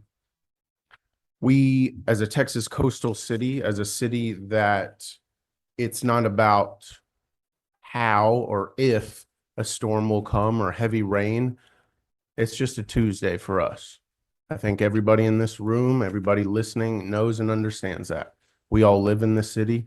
There's parts of the city that have been created with curb and gutter, and there's been others with ditches. But as a city, the city of Lamarque has to be very serious moving forward with stormwater. The city of Lamarque has never, and this is in no knock whatsoever to council, to previous city managers, to everything. It is the reality of a small town growing from a Mayberry to a metropolis. I was born, I grew up in a small town, 12th generation Texan, over and over. I went and got some fancy education on the other side of the Mason-Dixon line, and it taught me some things. One of those things is you have to put effort, resources to the things that are going to make an organization more desirable to its shareholders, and that's our residents and our citizens. And so for them to speak constantly about drainage problems, about problems, I laugh about the suit because when I first moved here, everybody said, you can't wear that to work. But I can tuck this suit into some work boots, and I have been out with our public works crews walking, looking at drainage. Mr. Cravens with DD2 and his crews walking, looking at drainage. Walked into City Hall the other day, and one of my favorite suits was covered in mud. And I laugh about that because that's the work that it takes in order to get us where we need to be. This storm equipment operator position is an addition. It means that we will have 2 storm equipment operators. It means that we will have 2 stormwater crews. It means that we will have 2 gradals out digging ditches, out setting and appropriately clearing the land of the problems that we've seen, the problems that we have grown into with TxDOT expansion. I believe that our ditches, our drainage is a problem for my children, is a problem for each and every person in this room. And this is a way to take it seriously so that we can put time, effort, and resources to have men and women of public works out clearing the ditches that we need done. Thank you. Let me get you in a rapid fire, Yes, sir. so we can get through this. Amendment 3, yes or no? Amendment 3, there is the elimination of a foreman in Department 22. Would that, in essence, pay for the stormwater equipment operator? That is the You're intent. adding one and okay. Correct, yes, sir. Very good. Let's move quickly to item Amendment 7, code compliance, position title change. We have a code enforcement officer that you are asking us to change into a licensed administrator. What number are you on, sir? I'm way on number 7. Oh, okay, I apologize. Yeah, yes, sir. So what that is more than anything else was, it's a housekeeping error. We had what was called a permit technician for code enforcement. What they handled was, and it was a bit of a redundancy calling it a permit technician because where that's separate than permitting, they don't handle permits, they handle licenses. And so where it was in our system as code enforcement officer, we are not in any way, shape, or form getting rid of a code enforcement officer. That's just something that I noticed in the system that needed to be cleaned up. With talking with code enforcement as well as Chief Merriman and his staff, the whole point is to call that a license administrator, because what that person will be working on are licenses for game rooms, licenses for garage sales, licenses for chickens, all of these aspects that are not part of permitting. Gotcha. Yes, sir. Amendment 8, this is involving a city clerk's office. And this is important because I know that there's a discussion about these types of things that will come to us as a council very shortly. It appears, Ms. Nance, and correct us if we need to be corrected, but it appears as though legal advertising has increased. Yes, Is part of that the legal advertising that we do with the Galveston County Daily News? that is what that is. Is Yes, that sir. one of the issues that you were trying to bring to council? That Yes, sir. the fees have increased, and so we need to make some decisions. Yes, sir. Very good. That's all I need. Anyone else? Yeah, I have. I see Mr. Ross. Did you? I see Mr. Ross, Mr. Lowry, and then Mayor Pro Tem, you'll Yeah. finish us out. Guys, So- we are 22 seconds in. See if we can make this quick. Go ahead. This, just a quick point. I brought this up during the budget amendment and during our contract talks, waste management. About $500,000 a year that we do on bulk trash pickup that could probably reallocate it so that we could do it our damn selves. Because waste management does not do a decent job with it. Very good. Ms. Nance, give us 2 more. Mr. Lowry, I saw you, and then Mayor Pro Tem. Thank you for the seriousness and the drainage. That's been the number one for several years for constituents. And I'm with Mr. Ross on the grapple truck. I'm on a weekly basis getting complaints from constituents on bagged up stuff, small branches. That portion needs taken back from waste management, renegotiated. Something needs to be done there in order to pay for that grapple truck, but I'm in support of that big time. Very good. Thank you. Mayor Pro Tem, you want to finish your vote? 2 quick items. Follow up on grapple. And Shannon's not here, is he? No. I recall we had a weather-related event because I was with former city manager Cesar Garcia. He was on the phone and we were on the bus going up to Denver to the All-America. The city has a grapple device that interchanges with our, I don't know, what do you call the one with the? It doesn't have a thumb, I don't think. Huh? I don't think it has a thumb. I don't think it has a thumb on it. So Well- it doesn't have a thumb? I think it was enough to pick it up because we had a smaller weather event, which wasn't covered on anything. And we collected the brush with that item. I just remember that. And then and because we do have that need on Garrett, I was out on Garrett. There's a whole block basically of brush that's there along the side of the road. Same thing on Duro.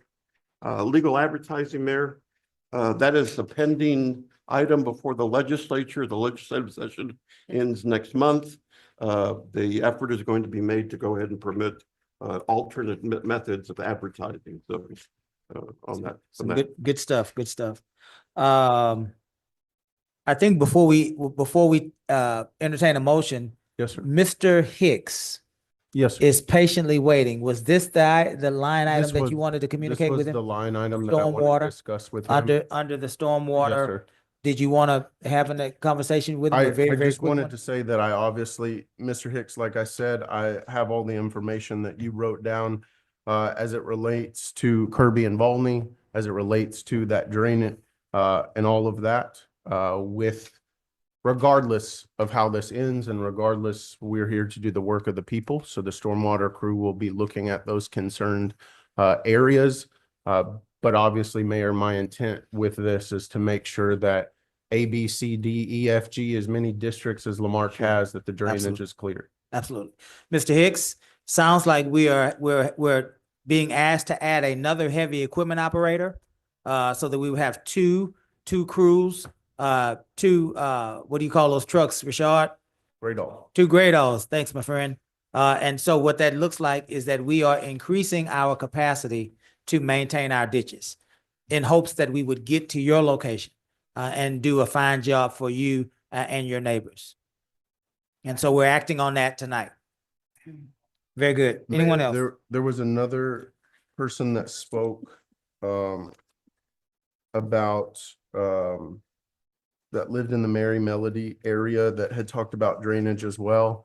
I spoke to several members of that community, most recently at the community-oriented policing meeting that we had because they asked specifically about drainage up to 45 and then on the other side. And that is a conundrum, let me tell you. With the expansion of 45, obviously there's a lot of work to be done, but it allowed us to meet with engineers out on the side of the highway in order to discuss that. Obviously, I know from council, I'm still working with TxDOT on their schedule so that they can come workshop for city council. But I did speak with the engineer that morning with Mr. Bro, who is our interim public works director, as well as Brent from Attico about all of that. Frankly, we found some things that I wish that we didn't, but they are problems that not only have we started to fix them, but we will continue to fix them in an appropriate manner. Very good. That's about as far as we can go with this because we're getting off topic on the budget amendment. Ms. Yancey, did you want to add something? And then we're going to call for the motion. Yes, sir. For TxDOT, Raquel Lewis is the communications specialist on that. I did talk to her about some of what we're dealing with and that, and some of the issues that we've had on Maryland. So she offered, and I know, Joe, you and I know about some opportunities with HGAC that we may be able to do with HGAC and TxDOT to alleviate some of those issues that we've had in that area and in Mr. Hicks area as well. That's been kind of ongoing. Yes, ma'am. And I was telling her that, so maybe we can do something interlocal. Love it. Very good. That sounds like synergy. I will then entertain a motion. Second? Second. Any discussion? Hearing none. We've heard it all. Let's call for the question. All those in favor? Aye. Any opposed? Thank you, council. Item 8.2, resolution number letter R-2025-0020, authorizing the acceptance of the fiscal year 2025 SB 224 catalytic converter grant award from the Motor Vehicle Crime Prevention Authority. This is a no match grant. Mr. Pritchett, Yes, sir. let's move. I will entertain a motion. So moved. Is there a second? Second. Any discussion? Hearing none, we'll call for a vote. All those in favor? Aye. Any opposed? Thank you, chief. 8.3, resolution number letter R-2025-2021. Ms. Nance, is that 0021? Says 0. Yes. Okay, let me read it again. 8.3, resolution number letter R-2025-0021. Let the record reflect 0021. Approving the resolution to recognize World Migratory Bird Day. I will entertain a motion. So Is moved. there a second? Second. Any discussion? Hearing none, we'll call for a vote. All those in favor? Aye. Any opposed? 8-4, resolution number letter R 2025 0022, approving application for no match AAA road safety grant. This is a no match grant. I will entertain a motion. What exactly? We can discuss. Would you like to discuss first? Give us a couple of minutes, Ms. Nance. Mr. Pritchett, is that you? Is that one of our lieutenants? I see a deputy chief. I see a police chief. I see think a fire I think chief. I'll take this one for this evening. Very good. Let's move. I'll make sure they all owe me one. So what this is, Mayor and Council, is two research proposals for this deadline. One is the infrastructure safety benefits, which is evaluating cost-effective roadway improvements to reduce crashes, improve mobility, and guide smart infrastructure investments. The second is pre-crash pedestrian fatalities that examines factors leading to pedestrian deaths, especially at night on urban roads, recommended targeted safety interventions. Again, like you said, Mayor, this is a no match grant. The reason why these two topics were a part of that is because, frankly, unfortunately, Lamarque has dealt with some pedestrian fatalities on 1764 as well as Highway 3. Obviously, or I'm sorry, even on Interstate 45 going southbound. I think we all remember the tragic loss of that student and everything that surrounded that. I know it was a hard day for the police and fire of Lamarque. But what this is to look at our infrastructure of our roads, to look at safety, to look at speed bumps, to look at all of the different resources that we could use for our city to strengthen our road safety infrastructure, and then obviously to maintain how we prevent pedestrian fatalities. Did that get it for you, Mr. Ross? Yes, sir. Very I just good. Need a better understanding of all the jargon that I was reading here. I do understand. I will then entertain a motion. So moved. Is there a second? Second. Any further discussion? Hearing none, we'll call for the vote. All those in favor? Aye. Any opposed? That was 8-4, Ms. Nance. Is that correct? 8-5, resolution number letter R 2025 0023, authorizing the submission of no match grant applications not to exceed $25,000. I see a District B and a District D. District D is leaving, so that leaves you, District B. Go, 5 minutes. B, I'm here, B. This is a resolution, council. Ms. Nance. This is a resolution. We're an interesting part of both the history of Lamarque and the country with changes. A lot of grant programs we know have been cut off, grants. FEMA just cut off a significant grant. That's another discussion at the separate time on FEMA, with the disaster planning. But we have the opportunity to go after a lot of smaller grants, especially through the Houston Galveston Area Council.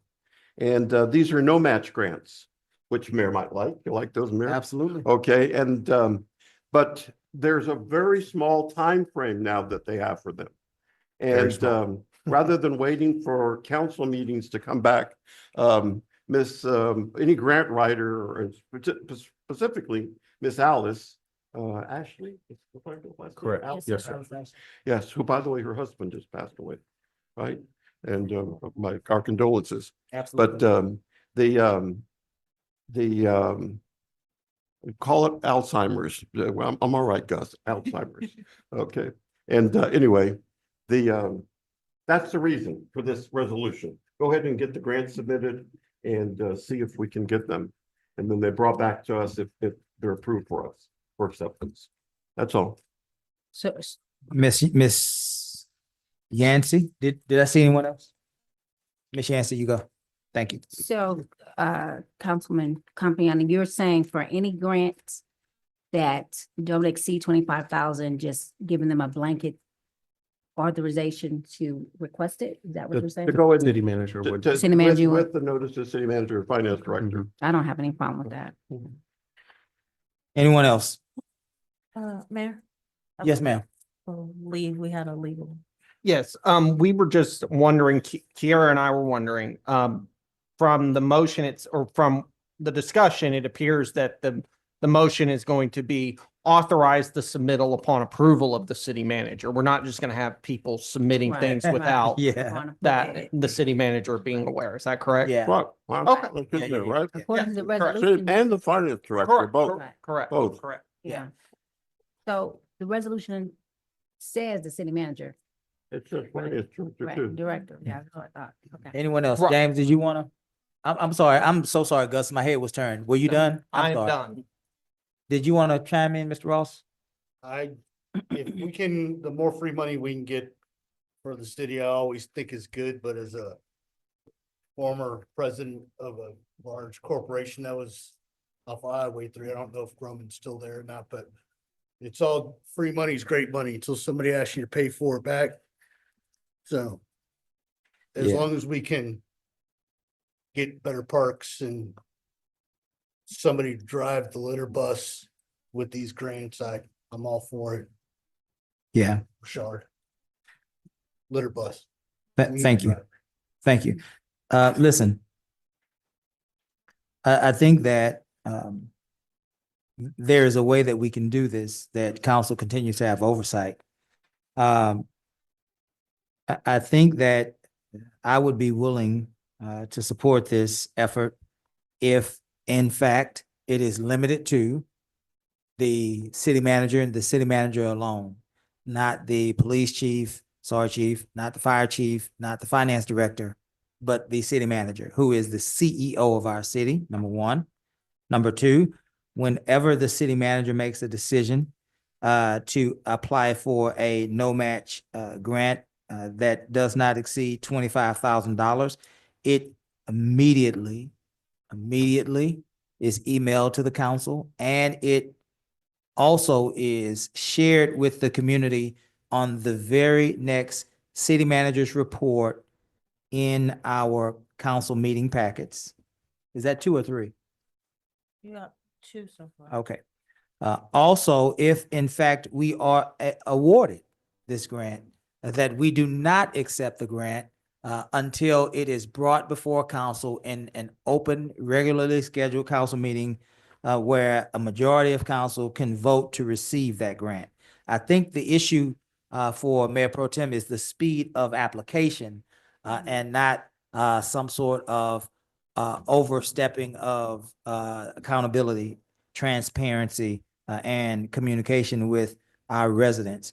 I think that what I just outlined personally gets us there. It gets us to a place that we can be flexible and fluid, Mayor Pro Tem, but also it gives oversight along the way.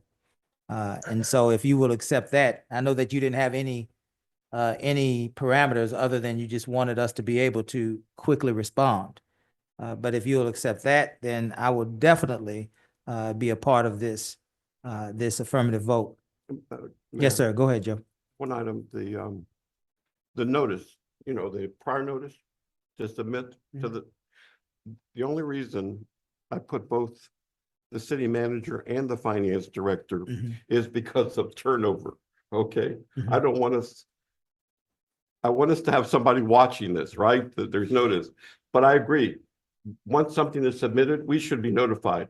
We submitted a grant to so-and-so, HCAC or whatever it may be. So you want to keep language that says that the finance director must be notified as well, as what you're saying? Oh, I have no problem with that. Yeah, I have no with problem. that. And then the other process in terms of the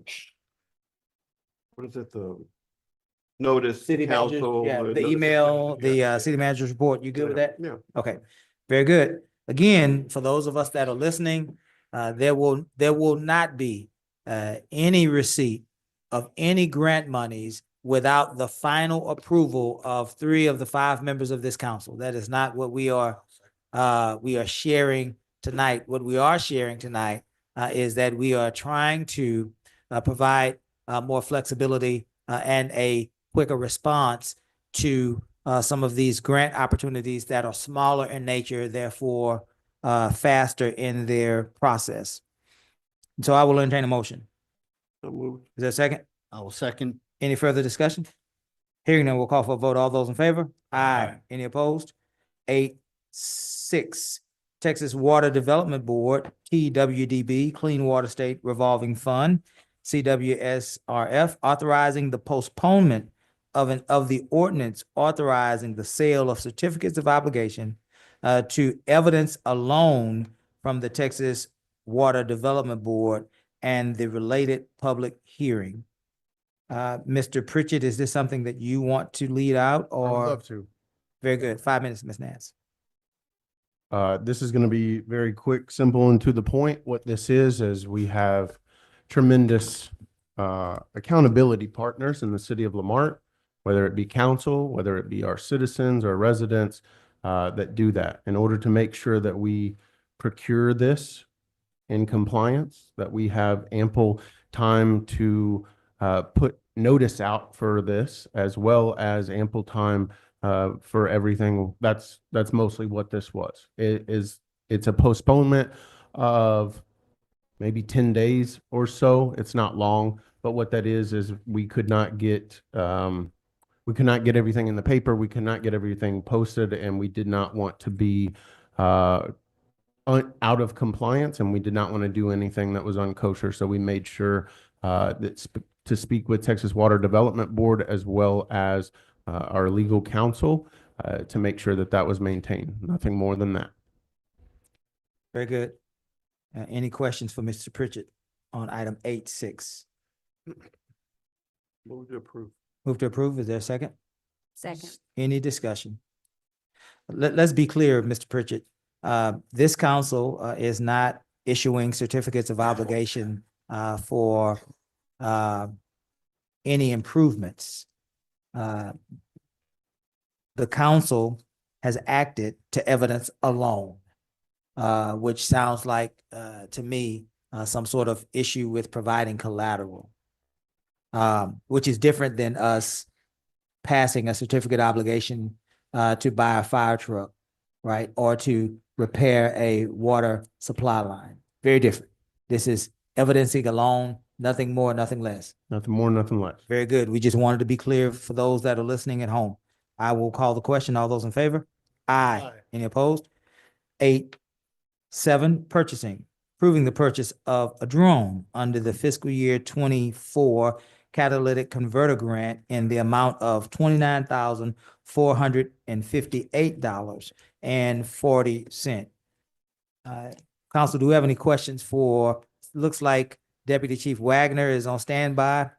And certainly Mr. Pritchett is here with us as well, Chief Oregon as well. Do we have any questions as it relates to item 8-7?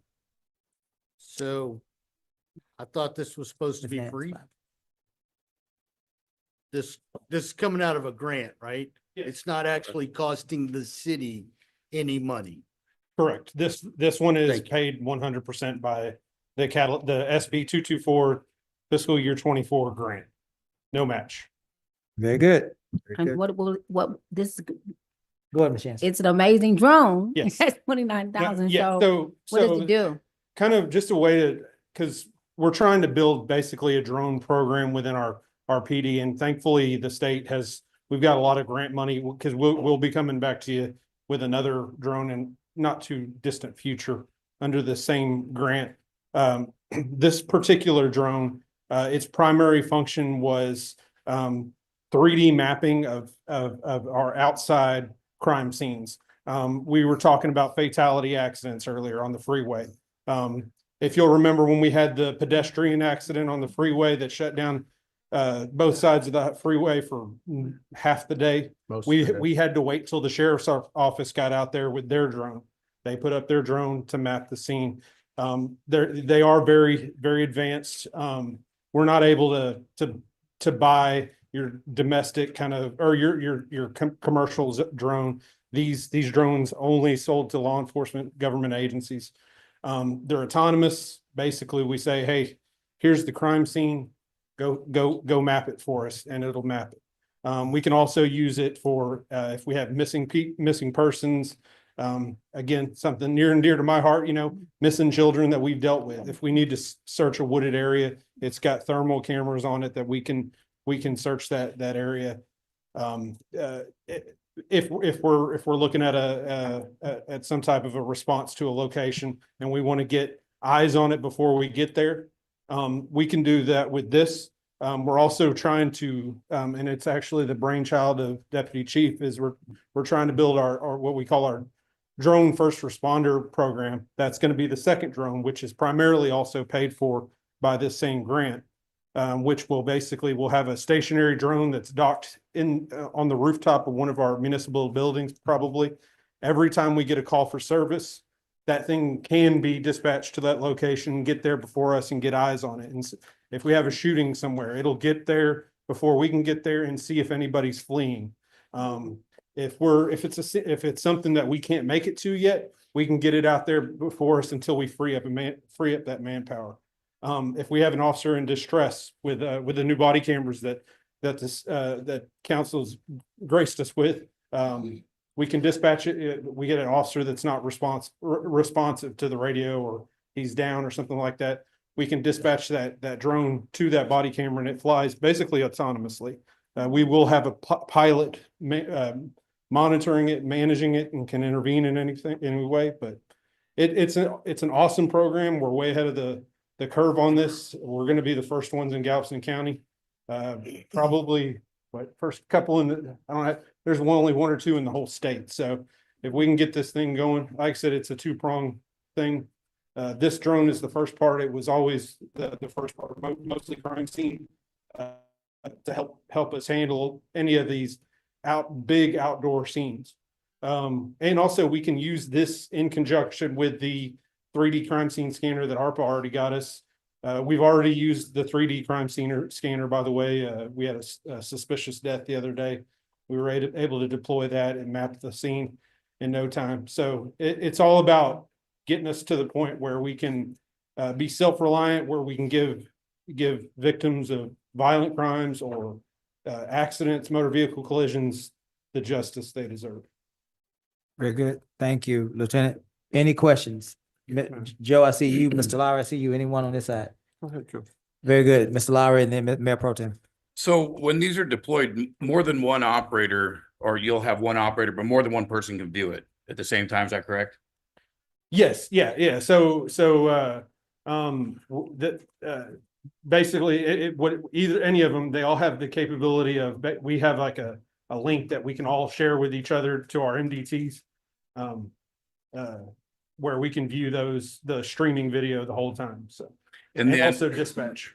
And then, so if you deploy one off the rooftop, as soon as it's deployed, it's recording. So it could pass a vehicle or something, and it would be recorded, downloaded, and saved, correct? Yeah, whatever parameters you set it to. If you want it to record immediately, if you want it to record when it gets there, if you want it to halo the crime scene or something like that, you can set all those parameters. Let me say something. I went to the Chiefs conference last week, and I saw this drone we're talking about. It's in a box this big, about that high, and the dispatch or someone launches it. We're not even there, and it goes where we want it to go, and the whole department that's on the street can see it. It's amazing. It's like Star Wars.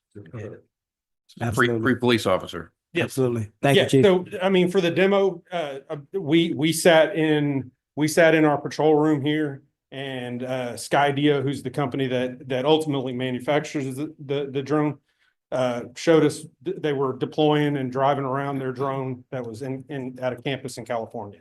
And what kind of lifespan do they have as far as like once it's up in the air, like 30-minute, 45 minutes as far as the battery? It depends on weather conditions. The more windy day or anything like that, rainy day, it's going to have to work harder. But generally between 30 and 45 minutes. And the good thing is, at least for the one that's on the dock, is every time it docks, it's charging. When it takes off, it flies as long as it can, comes back, docks. Amazing. That's awesome. Very good. You done? Yes, sir. Mayor Pro Tem. What's the warranty on the drone? How long? Everything that we have with both of these drones is set out to be a 5-year program. What's the ongoing monthly annual cost of the drone? So for this first drone, everything is that when we did our IFB, we built in all the costs into the request. So there are no additional costs on the first drone that are not covered. The second drone, like I said, we're still working through the purchasing policy. Once we have firm numbers, we'll come to you. There may be a yearly installment and we'll bring the program to you. And if you agree to if it seems worthy, we'll give you that option. But the bulk of it will be covered by the grant on the DFR. Who's going to be licensed as a drone operator? As many as we can. So because it's a commercial, so basically anything if you're just John on the street, want to go fly around, you don't have to have any kind of a license. Anybody who's doing it in any kind of official capacity has to have a license through the FAA. I think it's called the 107 license. Right now we've got 2 guys that are taking the course in preparation for taking the federal tests. But ultimately, anytime that drone goes up in the air, there has to be a licensed pilot behind it. So we're going to do as many as we can, within the bounds of our budget and everything. But anytime that it goes up in the air, it has to have a licensed FAA licensed drone operator behind it. Thanks. Very good. I do- I'm do sorry, have a Ms. Yancey, go question. ahead. So, Yes, so you said there's an operator behind it, so it's not being utilized by AI, artificial intelligence at all? Yeah, even when it's flying autonomously, which, I'd say I'm here, I say go from here to there, and it flies on its own. There still is somebody watching that screen, and there's somebody still that can control and manipulate it. The good thing too about these drones kind of goes to Mr. Compion's talk about the warranty, because one of the things that scares me about these drones is crashing them. These have probably the most advanced anti-collision sensors. We were messing with it behind the police department, and the guy said, "Hey, steer it straight into the building." And I tried like heck to wreck that thing, but it won't wreck. So that between that, the device has its own connection to the internet, cell phone. So there's multiple things built in there to make sure that this thing is ultimately, that we can control it, protect it, get it back, and protect our investment. Absolutely. Anything else? I will entertain a motion. So Is moved. there a second? Second. Any discussion? Hearing, we'll call for a vote. All those in favor? Aye. Any opposed? 8-8. Thank you, Lieutenant Gandy. Thank you, Chief Argon. Thank you, Deputy Chief Wagner. 8-8, meeting cancellation. Canceling the regular city council meeting scheduled for May 26, 2025. I believe this is our tradition because of Memorial Day. Is that Yes, sir. correct? Very good. I will entertain a motion. So moved. Is there a second? Second. All in favor? Aye. Any opposed? Item 8-9, District A requesting a public information request and a judicial ruling regarding a council member's eligibility to serve on council. Council, we've met so nicely tonight. The flow of the meeting has been so fabulous. Let's be mindful that the chair has to try to allow discussion and discourse to go back and forth. Let the chair recognize us all when we speak. And I believe we will be able to get through this. If not, certainly the first thing that we will do is cut mics, and then the council will have to take further action. Don't think it'll get that far tonight. I think we'll all allow the chair to recognize us and we can get through it. This is a District A request. And so, Ms. Yancey, we will start with you, but all of us will have a chance to speak. Ms. Yancey. Yes, thank you, Mayor. This is not an easy discussion, but I think it needs to be had because it has been brought to our attention from our constituency about, and because of our charter speaks to it that we govern ourselves. I, like you, I don't want to spend a lot of time on it, but I do have some concerns. I've made copies of some of these concerns. I can pass that to you. and Joe as well. How many do you want, Mr. Lowry? It's a package. Do you want any for? The attorney, that's fine. we need one. Gotta have- You need one. Oh, yeah, I forgot he has one. Go ahead. Mhm. Go ahead, Ms. Yes, I'm sorry. So according to our charter, we cannot have people that have felonies or convicted felonies. And I would have hoped after 9, 10 months that we would have been voluntarily given that information, but we have not. Some of my concerns with some of the behavior that is not normal that's happening in our city. And I'm requesting that this council directs our city manager and attorney to get that on file so we can lay this to rest. So the next time someone comes to us, we can say we have answered that question and we're moving on. Some of the concerns are the 47 hours of legal bills costing taxpayers about $14,000. Use of staff resources with frivolous lawsuits and obsessive public information requests to the city clerk and repeated requests. Creating a hostile work environment for staff and council due to threats, bullying, name calling, and slander. A lack of respect for this administration and government protocols. Complaints from District C residents, including myself, that our items are being overlooked and refuses to govern, but instead leads a gotcha campaign into non-existent items not requested by the majority of his constituents. Uses paid for hire reporters to discredit our city administration, this council, and our residents. Official oppression of citizens who peacefully protest. Refusal to show paperwork that he is not a convicted felon. Harasses council members that disagrees with him, the mayor, Yancey, myself, and Ross, calling them thugs, child molesters, and traitors. Harasses neighboring elected city leaders in Dickinson and Texas City on social media pages. Ms. Jansen, Yeah. Yes, let's let, I'm stating the case why we need to do it. Why the behavior, I'm stating the case, and I'm on the agenda. Okay. I'm stating the case on why we need to do that. Normally you would not. If our charter says we are the only one that can vet, because you all didn't. And the residents are saying that we are the only ones that can vet, that I'm laying the foundation of why we need to do this. Okay. Because of the behaviors. I- Currently harasses. hold on, Ms. Jansen. Let me finish the Okay. process and I'll Okay. be with you. I've, What is your, I've what is- raised my concern. If people are free to proceed as they see fit. What is your concern? I'm sorry. I was merely concerned that we were getting off of the agenda because the agenda speaks to council's eligibility to serve on council. That was all. Right. But the eligibility to serve, but we, Yes. according to our charter, we're the only ones that can vet each other. I just want it, I don't want it to be a question, but because of the behaviors that we have seen, and because we have not been given that to us voluntarily, which most people should do.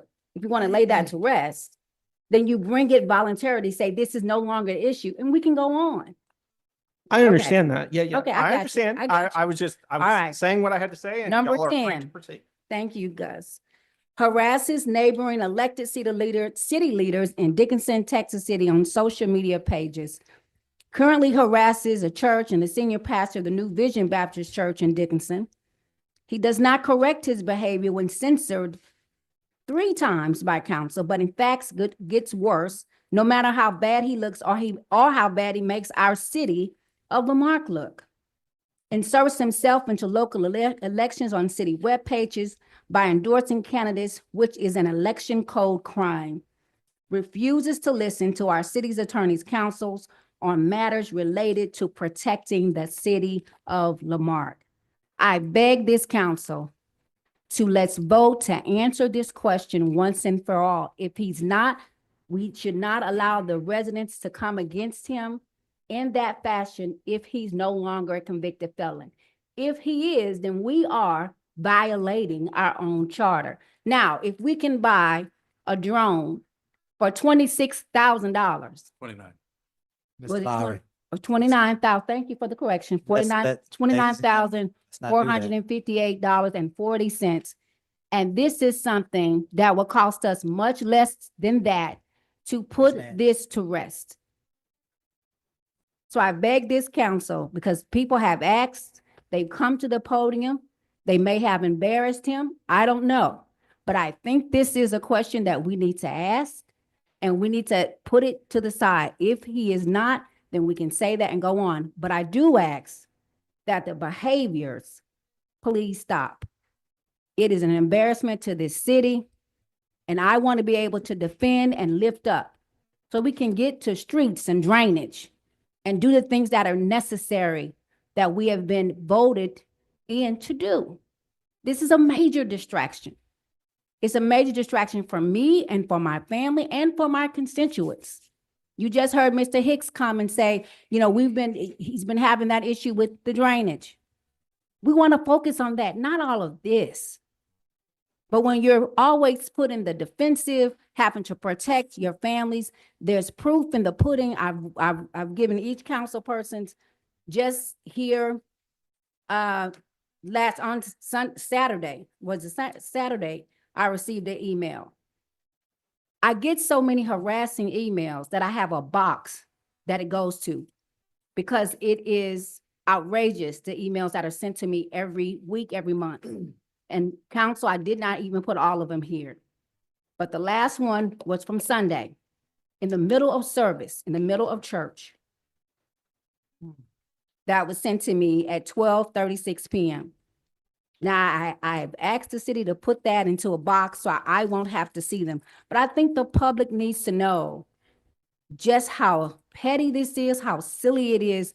It is a distraction, and it needs to stop. I'm asking that we get this done, because maybe we are dealing with a criminal mind and we don't know it. And I think it's time to answer that question. Thank you, Mary, for that time. Very good.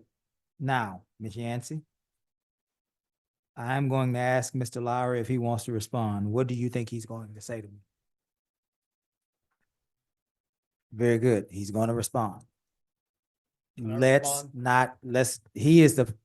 You can, but he is the person who is the object of Mrs. Yancey's request. And so let's let him respond first, and then we can all gather in. Mr. Lowry. Mr. Lowry, Yes, sir. I'm trying to preside, Yes, sir. okay? Absolutely. So if you hear me, doing my job. Sure. You have the floor. All right. So council meeting after council meeting after council meeting, we get up here and we have a bash Joseph Lowry session. We have covered this topic numerous times. It's actually not questionable. She knows the answer. Everybody up here knows the answer. I am 100% eligible to be on council. What it is it's an attempted smear campaign again.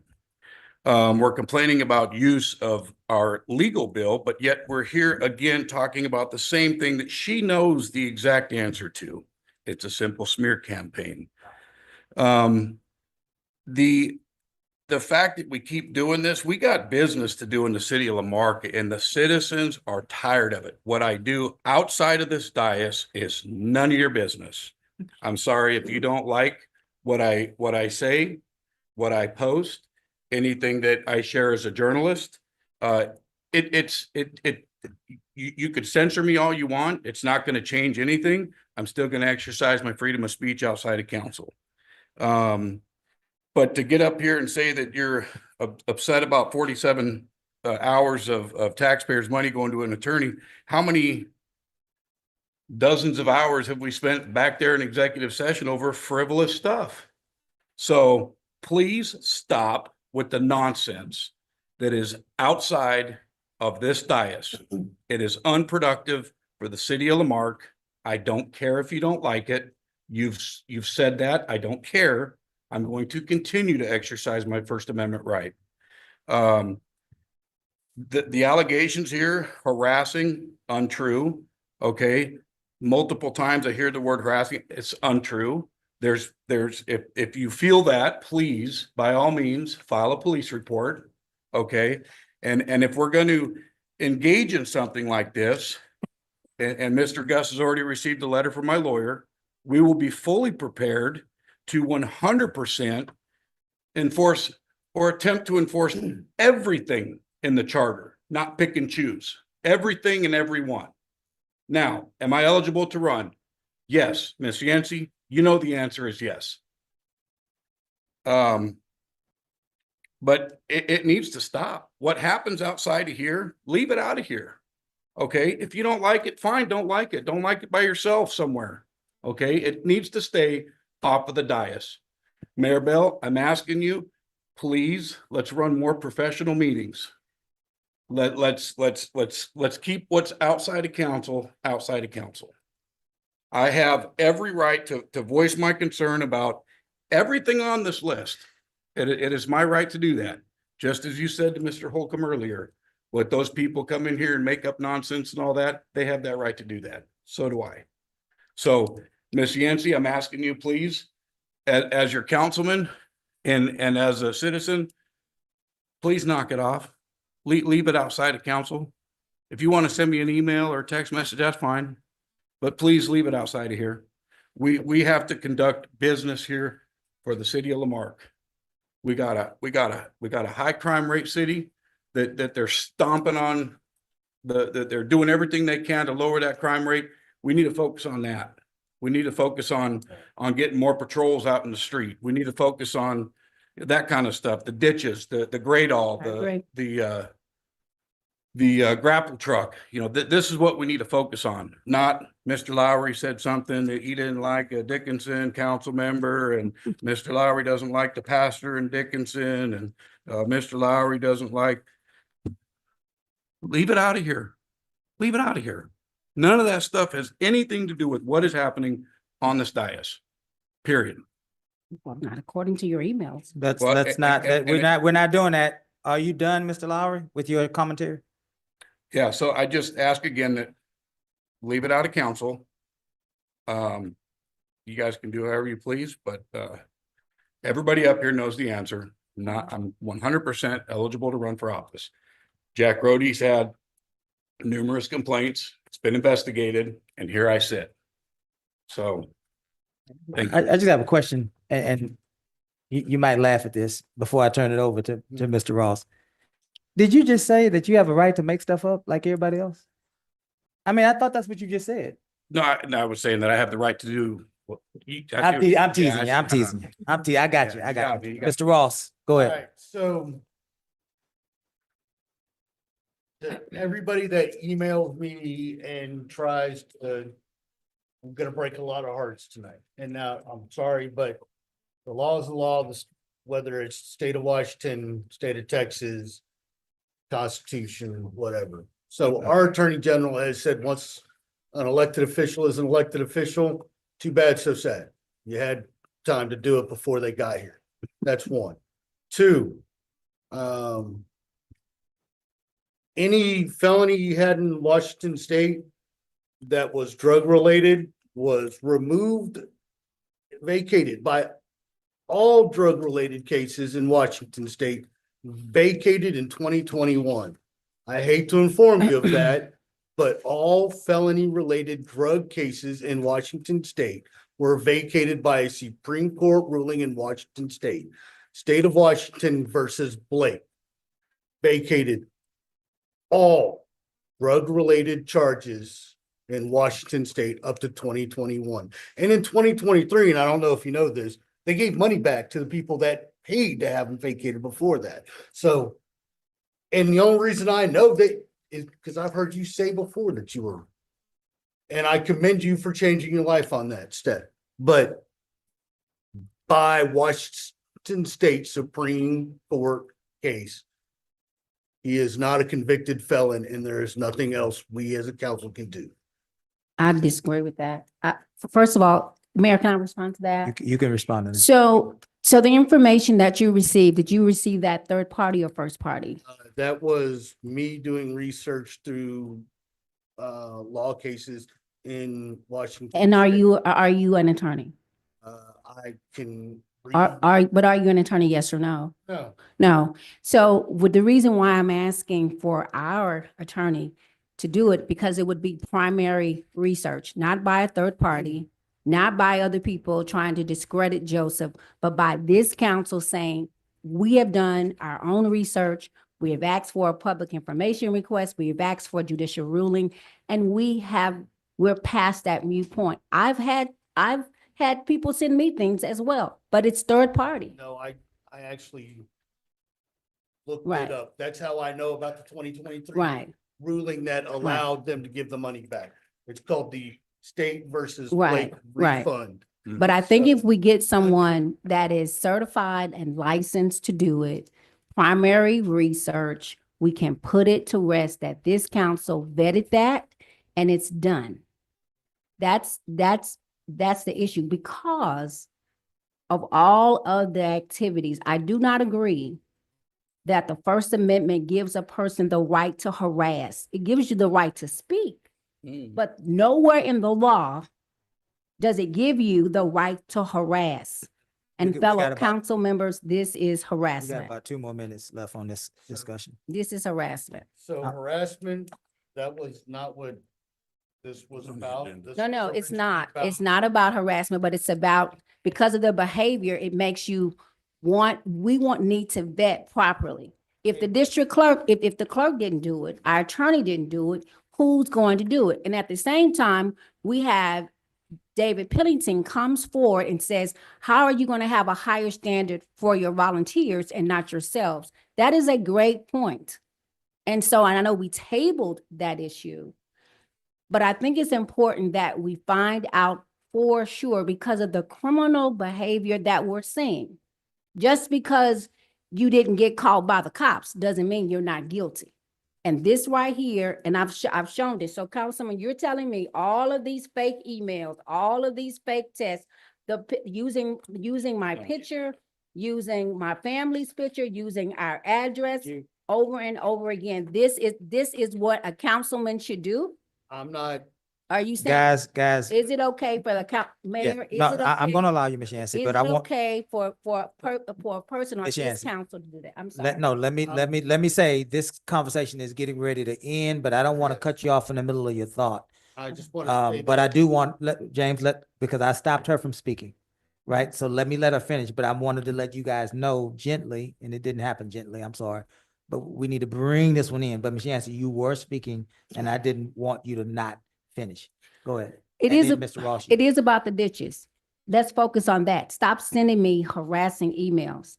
If you want, if, I'm sorry, it is unprofessional and it is not becoming of a council person to harass the only woman sitting on this council.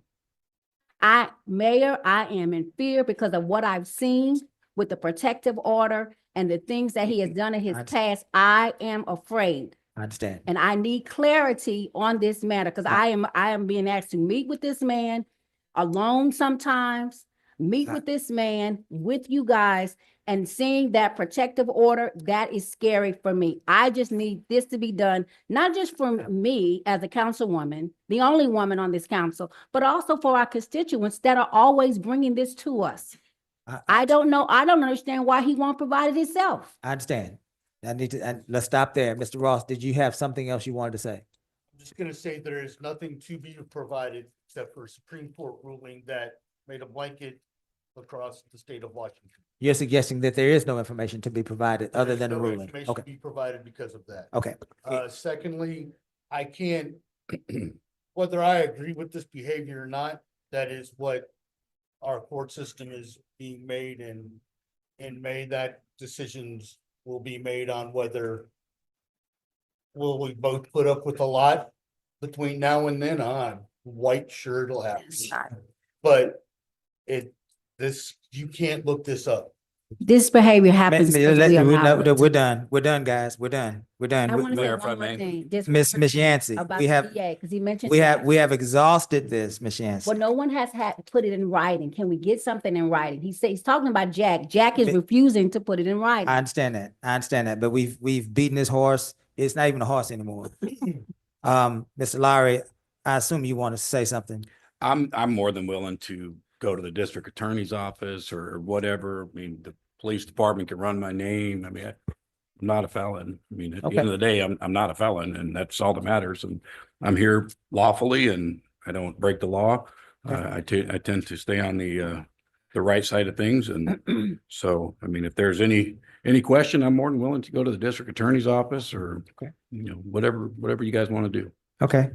Joe, you need to stop talking. You're talking too much. Let me leave you alone. Mr. Lowry. Yeah. Go ahead and then I'll go. Mr. Lowry, I wanted to just respond to something that you requested of me. And it'll be painless. You said that you wanted more professionalism in the council meeting. That starts with all of us respecting the presider, right? The presider, the person who is endowed, empowered by the citizens of Lamarck to run meetings so that the people's business can be handled. We all have to respect that position, and we all have to listen and follow instructions, right? That will make a more professional meeting. Usually our meetings get off the rails when we start to overtalk each other and we stop following instructions, whether it's happening in the back in executive session or whether it's happening on the dais. The breakdown is we have to respect the presider.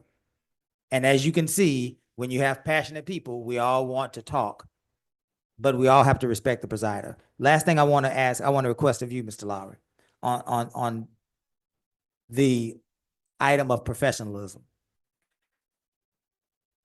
Last May, the people of District C elected you in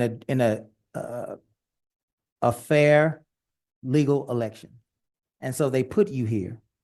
And so regardless of what Mr. Compion or Ms. Yancey or Mr. Ross or myself or anybody thinks about you, we respect that you were duly elected. You get what I'm saying? Here's the issue for me. I don't know if you realize this, but in that same election, same one, myself was elected duly as mayor.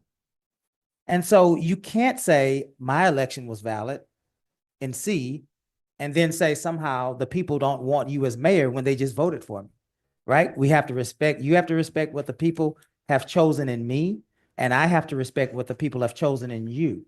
And so part of my role is to preside over the meetings. And so whether or not we agree, I have a job to do, right? And so that'll help us get to professionalism when we realize whatever beef I have with the mayor, at the end of the day, if we're in a meeting, we have to work together. His job is to try to keep the meeting going. My job is to contribute on behalf of the people of District C and try to listen in and help him keep this meeting flowing by following instructions. If something is happening that you don't agree with, you have a right, raise your hand, be acknowledged to speak. Mayor, I don't agree with that. I understand that.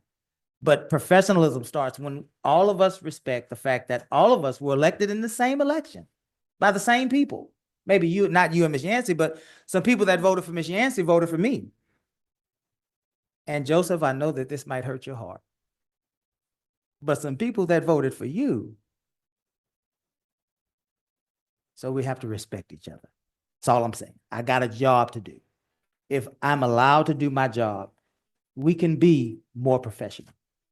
Somebody's saying something that you think is out of bounds that you don't like, point of order, Mayor. That's not on the agenda. I got you. We'll talk to Gus. Okay? That's my part. Let's bring this horse into a barn. Mayor Pro Tem has some things he'd like to add, and then we will move forward with Gus's commentary and Gus's recommendation. Mayor Pro Tem. Gus, Yes, sir. our dear city attorney. Gus, question for you. Yes, and just so everyone's aware, I'm prepared to answer to answer your No, questions and Yes, yes. that's right. That's what I'm going to ask you a Okay. question. Is it not true that eligibility to hold office is a state standard? There is a state law, Chapter 141 of the Texas Election Code speaks to the eligibility standards. Lamarck's, there is also a section of that law that allows home rule municipalities to adopt modified residency requirements. And my second, and this is by way of a question, because I believe that this request is defective. It requesting a public information request and judicial ruling. Is it true that this city council is not a judicial body? That's correct. Yeah, no, y'all are not. We're not a judicial body. So, No, I was asking for the review, Joe. let me finish, Ms. Yancey. One thing, please. Mhm. Let me finish my comments. Mhm. That's right. That's right. That's right. Relevant. That's right, Joe. I You're got right. you. You're right. That's fine. Thank you, Ms. Um, Yancey. And this part about requesting a public information request, that's available to anybody, whether they sit up here or right there, anywhere. I would assume that any person may file I'm not intimately familiar with Washington public information law. I would assume any person may file one. Correct. That's the rule and.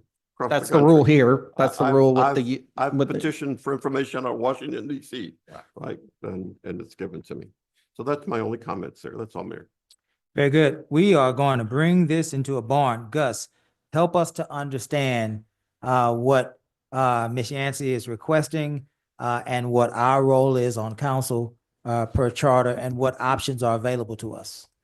That's a lot, but you're That is- smart. That is a lot. So I will. I will try to articulate what I believe the ask is.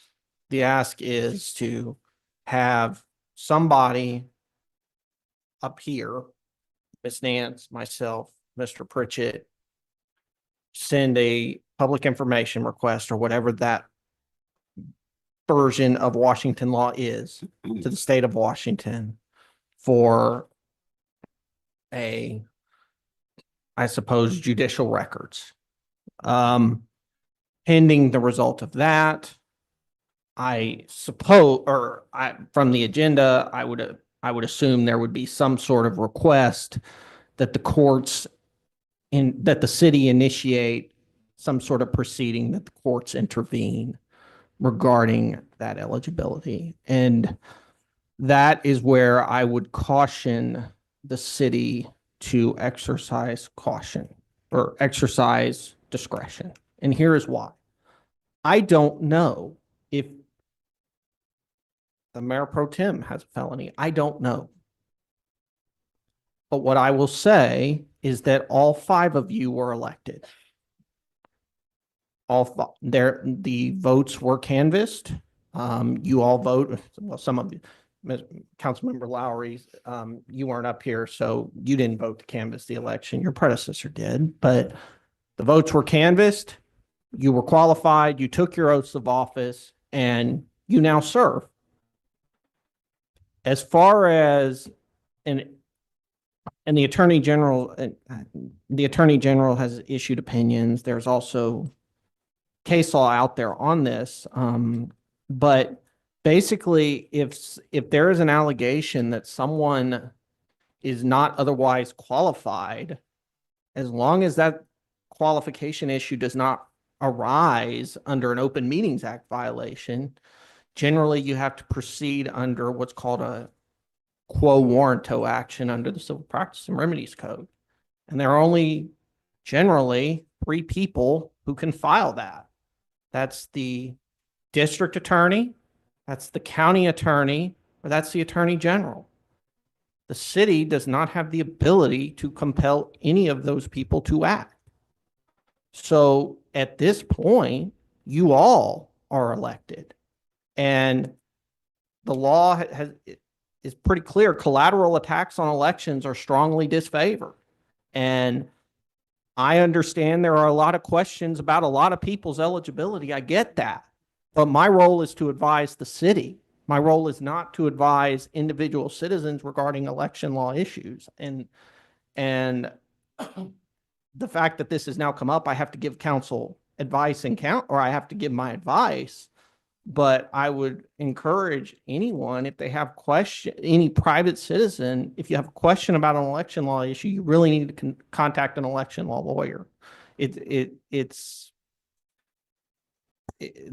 actually have a board certification in it now. The state bar does. I am not board certified in election law. I am not, but I would say that I would sum this up with, if people have ongoing questions about anyone's eligibility, they have if they have future questions about eligibility, if they have future questions about somebody's right to be on the ballot, they need to contact their own lawyer.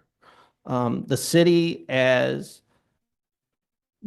has very limited rights when it comes to people. I mean, unless you're going to give us, the city has very limited rights. And if you have questions, you need to contact your own lawyer, would be my advice. So with that, I'm happy to answer any questions. But Absolutely. Thank you for that, Gus. Mayor Pro Tem, I think that you had a question and then we're gonna move forward.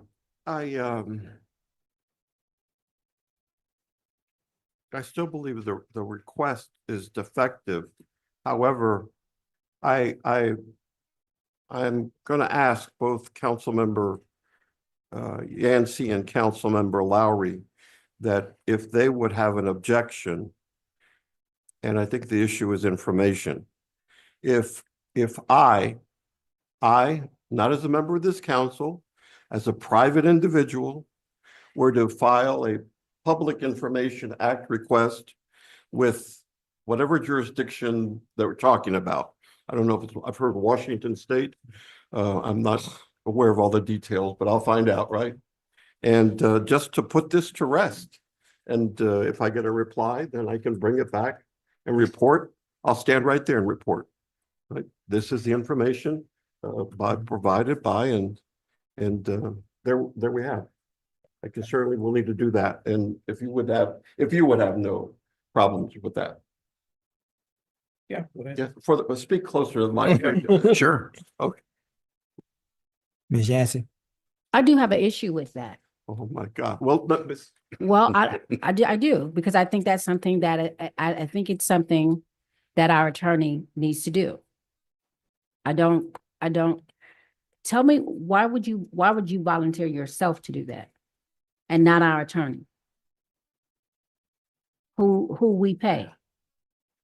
Who is an attorney, a practicing attorney? Why wouldn't we want, I mean, he does everything else for us. Why wouldn't we want that? I'm just curious. Man.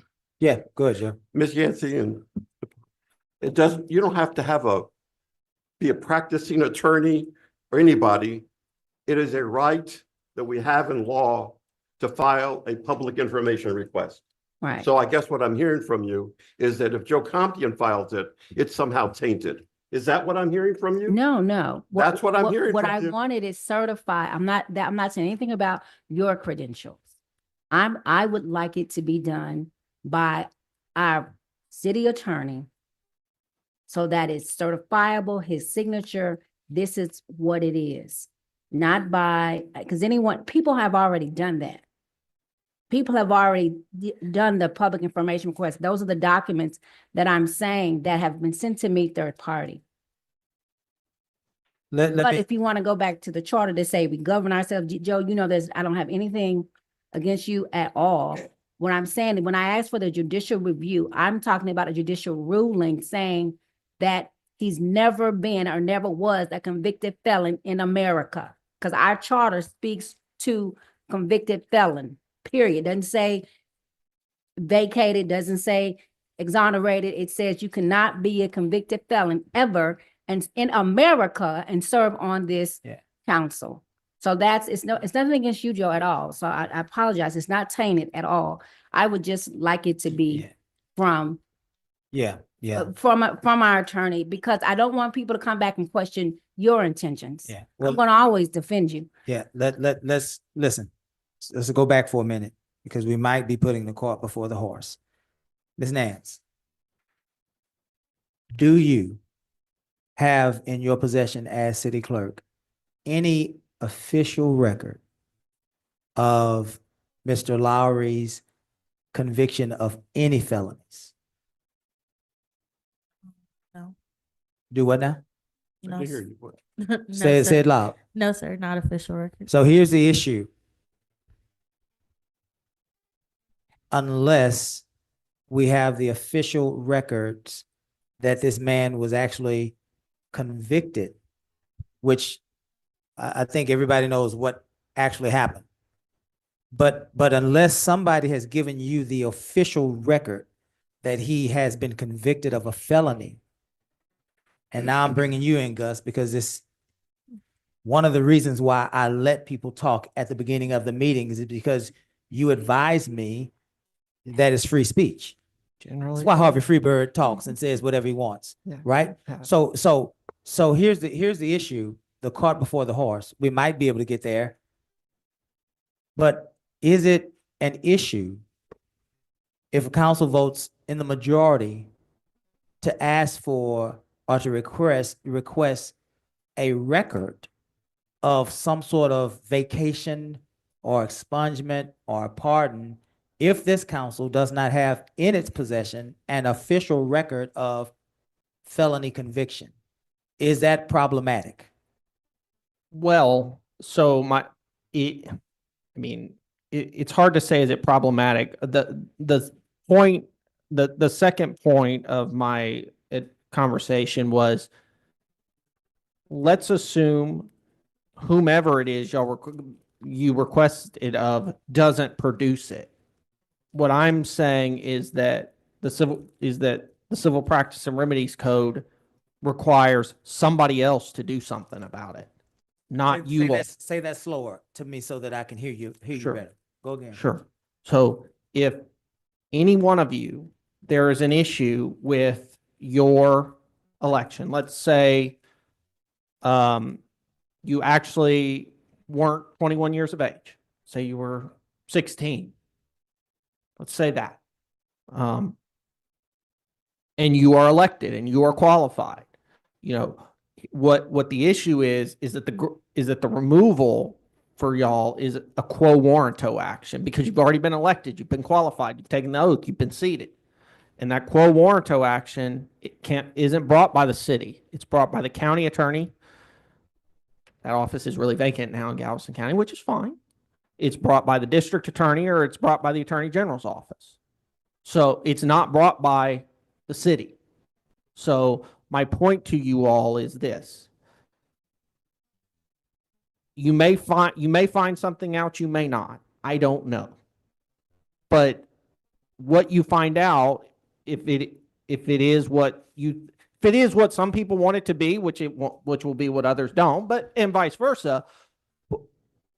But the lawsuit to do something about it, you do under the law, the city can't bring. Say that last part again. The what?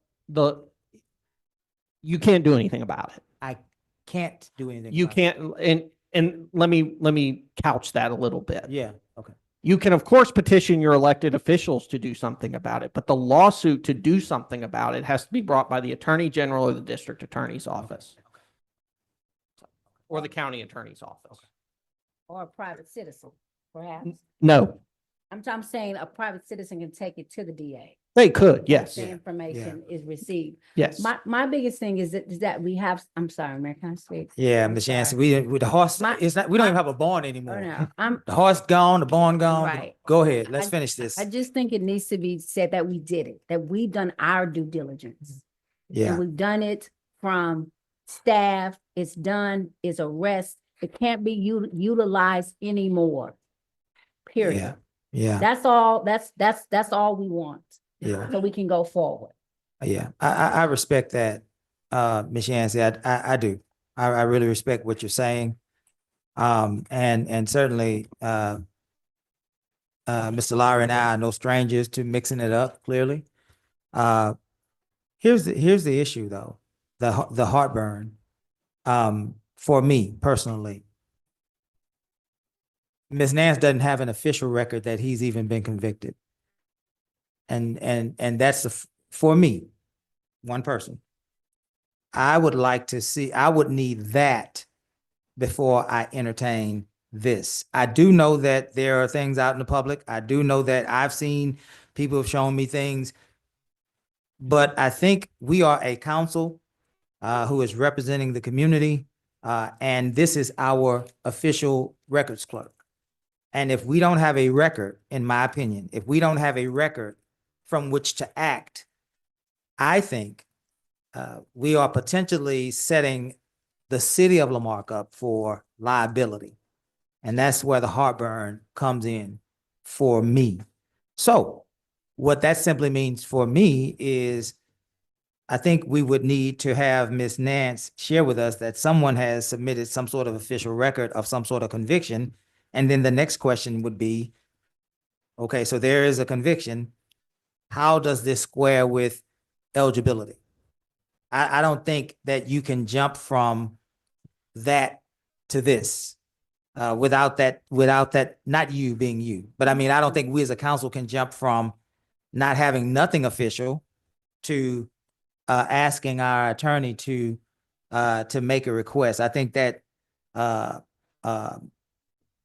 might put us in some sort of uncomfortable position.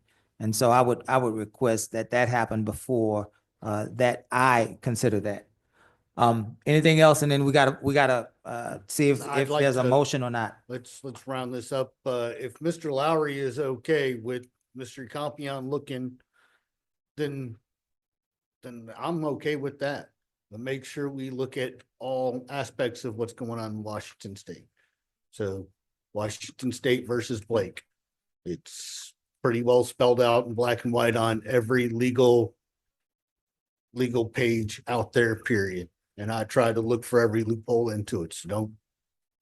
All right, guys. My motion is Go ahead, this. Ms. Yancy. My motion is that we have our city clerk, who's the official record keeper, to get a full, cohesive, not just Washington State, because I've been given things that there's others in other cities, but a full comprehensive review on the criminal history of Councilman Joseph Lowry, because there are allegations out there about him being a convicted felon, and that would go against our charter.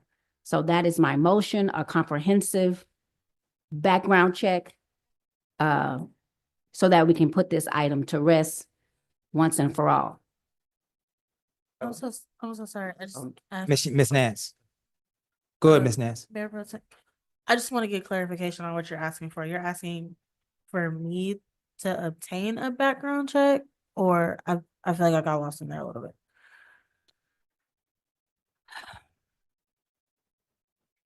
I really do think we need a background check, a full background check.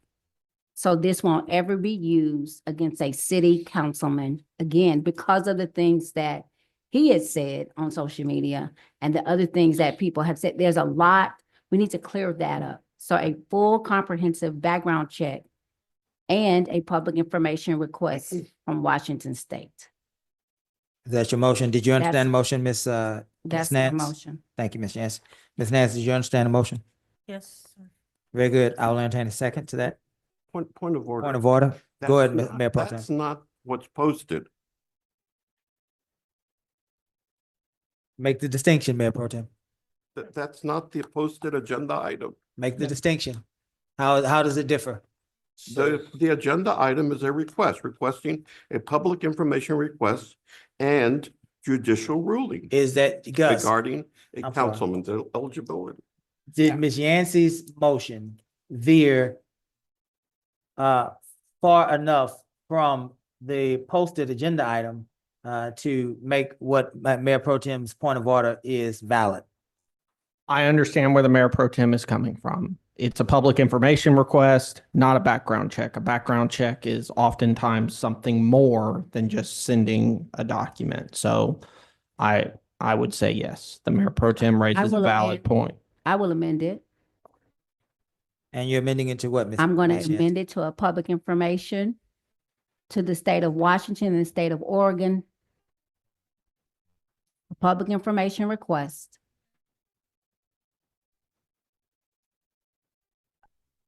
But since you can't do a public information request over 50 states, right? So we'll just leave it at Oregon and Washington. So if that question ever comes up again, we can deal with it. And a judicial ruling, because that is on the agenda, of the vacated issues that Councilman Ross talked about. So we can have that on file as well. So if anybody else comes to me, anyone on this council, we can say, we've dealt with that, it's done, we're through with that. Ms. Yancey, when you say a judicial ruling, you're not asking us to ask a judge to rule. You're saying you A want, previous standing. you want whatever the judge judicial- ruled right. in Washington is A- what you're saying? Yes, a Okay. standing judicial ruling. Okay, That it was vacated. okay, okay. All right. We understand your motion. Is there a second? Is there a second? Ms. Yancey, your motion dies for lack of second. Is there another motion? I would like to make the motion that if Mayor Pro Tem is willing to do the legwork and get all the information from Washington State, please do. I That is don't not- want I- to, Mr. Ross, I can't accept that motion because he is, you titled him as a member of our council. And I think that the idea is that he would be a private citizen. So if you can restate Okay. your motion as little Joey Compion Big, from, big. from wherever you're from. Anyway, go ahead. I make a was- motion that Joe Compion, who has so graciously volunteered to get the information and to look into the Blake versus Washington State ruling, please do so and present that at the next meeting if Mr. Lowry is with that. I'm gonna add to his motion. Can I add to the motion? You can ask him to make an Can you amendment. amend your Guys, motion? let me say this to you. We will not be here. This clock is 9:05. At 9:07, I'm cutting this off. Come on, guys. We cannot talk about this forever. We cannot. We cannot. Ms. Yancey, you wanted to add a friendly amendment? You can add your amendment. Very good. Thank you. What was your, Mr. Ross? My motion is that if Mayor Pro Tem, or excuse me, that Joe Compion, as a private citizen of the city of Lamarque, wishes to do the public records requests and get the rulings for us or whatever information is out there. Since he volunteered to do that, I request that he does that if Mr. Lowry will accept that. Is there a second? I second that motion. Any discussion? The point of information, I'm being requested to secure a certified court document. Will that suffice? That will suffice. Wait a minute, point of the Ms. information. Yancey. You asked for a public information request What, from Washington State and Oregon. A public information request, not just a ruling. But, it's, okay, if We I can were to eliminate go a lot to of different pieces Washington, by- if I were to go to the Washington, to Galveston County District Court, get a public information request on Okay. that would be the rulings that come from there on that, on said issues. Did you get the motion, Ms. Nance? I believe so. Do you need to read it back before we vote? Sure. I have that Councilmember Ross made a motion to authorize resident Joe Compion to obtain a public information request from, as amended, Washington State and Oregon regarding the standing judicial ruling regarding the vacation of a felony conviction. Any discussion? Just, Mr. Lowry, thank you. just more political theater. I mean, we're talking here about wasting, tax dollars with an attorney. And now we're gonna do this again in a couple weeks. Why would we be doing it again in a couple of weeks? Well, you're gonna have to get the paperwork and we're gonna do this all Oh, over oh, again. okay, So, okay. I mean, it's, the fact is, it's just political theater. That's all it is. It's strictly political theater. We're wasting tax dollars. We're wasting everybody's time right here. We could have spent the last 45 minutes talking about waste management. We could have been talking about a grapple truck. We could have been at home with our wife and kids. There's a lot more things we could do than waste time. But go ahead, if the council wants to waste more tax dollars paying our favorite attorney for 4 years, Mr. Gus Neville, then go ahead. But I would ask that we just stop the political theater. Well, were you done, Mr. Lowry? Yes, sir. Thank you, Mr. Listen, Bell. listen. I've said it before.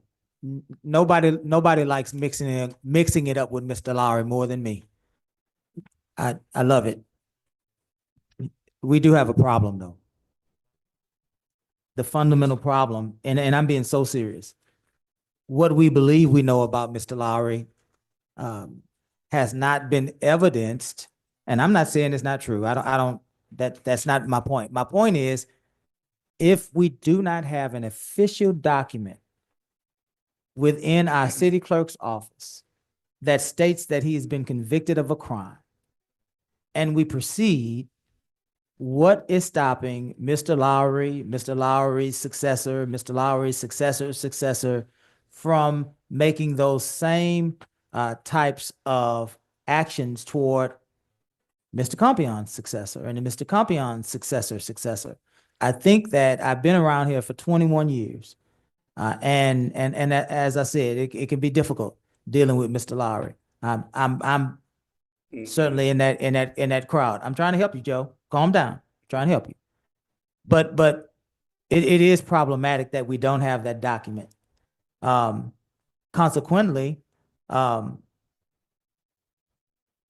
don't believe that I am going to even vote to ask Joe to do it. Excuse me, Joe. To ask Joe to do it. Because I'm listening to Gus, and any action this council takes is subject to liability. What we, in my opinion, need is an official document that says that he's been convicted first. Then we can go about the business of actually trying to understand what we need to do about it. But until that, this is really, really, really, in my opinion, it's really problematic. Let's certainly move to a vote.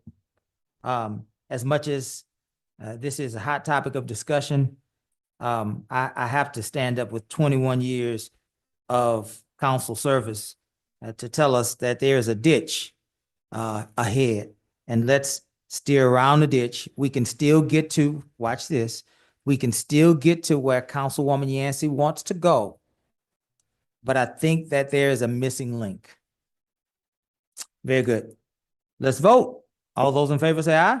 Aye. James, you over there hanging out? What are you doing, James? It was your motion. It was your It is motion. my motion. Doesn't mean I have to vote for it. Oh, okay. Okay. Did you vote for it or not? No. Okay. Aye. 2 ayes. Any opposed? Nay. Nay. Nay. Motion fails 2-3. Well, would he volunteer it himself? That's something that you can request of him in requests and announcements. Okay. Item 9, City Manager's Report. Ms. Yancey, we do understand where you're coming from, but there comes a time where you have to protect the city first, and we can get to where it is that you want to go, but we need that missing link in order to be on solid ground. Item 9, City Manager's Report. A submitted report to update council and community on the standard operations of the city. Report can be acknowledged as a whole or discussed at the pleasure of council. 9-1. Anyone? That's a Joe Compion. 9-2. Anyone? Before we talk about sales tax. That is a James Ross. 9-3, Grant Award, NRA Foundation Gun Safety Education. Yeah, I want to talk about that. That is a Joe Lowry. And then good of the order is JB Pritchett. 9-1, March 2025 Municipal Court Stats. Compion. Let me get She's on our her way. wonderful court clerk here to go over In case this. y'all haven't met, Stacy Froschner, our court administrator. Welcome, Ms. Stacy. I call her chief clerk. No, sir. The on this report, I just saw it here. The capias warrants, and maybe our chief prosecutor can help me out on this too. I just thought I saw it. That number is substantial for February. And those are all the no-shows or the individuals that have not complied with their payment plans? Correct, but we did not issue any in the month of January due to the freeze. Sorry? We did not issue any KPS Pro fines in the month of January Oh, due to the freeze. That particular court date got moved to February. so that's the why number's that great higher. number. Yes. That just stood out to me. I thought, wow, that's a Yeah, lot. it was higher. And can you please explain to me this category of inactive cases, 4,700? So those are cases that are sitting there that have had no activity over a certain time frame. So basically our warrants. Any type of old cases that are warrants are your inactive cases. And Gus, does the city of Lamarck or Mr. City Attorney or Prosecutor, Chief Prosecutor, does the city of Lamarck ever engage in what is it the other cities do is the warrant? The warrant roundup? No, not the roundup. I know we do He's that. talking about the amnesty program. Yeah, amnesty. So I can answer on Yeah. that. Yeah, Okay. yeah, please. So we have not done an amnesty program. However, we are a safe harbor court, and we as court clerks have been actively using our text messaging system to message all of our old warrants and getting people to realize that they can come in without being arrested. So we are getting a lot of those. We have what's called a walk-in docket, which are where all those warrants go to. So they can come to our court, they don't get arrested, we don't require a bond, and they get to go back before the judge. And that includes even if they are in a KPS Pro fine warrant, which in the past, that was not allowed. And that notice, is it repeated in Spanish? The text message is not. I think you're going to have some greater compliance, and I'm just going Right. back to my short services at JP, that's an important messaging in Spanish, because it was my experience to see that there were people that were just stopped because of the freeway, right? And so I think we might have some more compliance. It's just an idea there. Which we can do that. We can put the text message in English and in Spanish. Yeah, that's all right. That's all I had. Thank you. Okay. Very good. Thank you. Thank you, ma'am. Item 9.2, that's sales tax revenue report as of April 2025. Mr. Ross. Finance director's not in here. Has there been any look at why we are down besides the? Typically, what we have seen, and I talked to Ms. Turner about this, and one of the things to remind everybody is this is about a 2-month rollback. So you're looking at monies that were spent in the month of February. What Ms. Turner told me, obviously the month of February is a short month. If you look at the trends from in years past, there's typically a dip just after the beginning of the calendar year. A lot of people recovering from a lot of December spending, a lot of holiday spending, and then you see a dip in spending after the beginning of the year. And what we think this is more than anything to be indicative of is just that annual dip. And what I also wanted people to see was that, it's not really $1 million drop in sales tax, that we have that $1 million that still kind of figuring out where it came from and how it got there. If it sticks, I'll take 5 more. If I'm honest, but Yeah. obviously, like we discussed and said before, we want to make sure that an appropriate amount of time is done, so that we know we're not spending monies we're going to be on the hook for.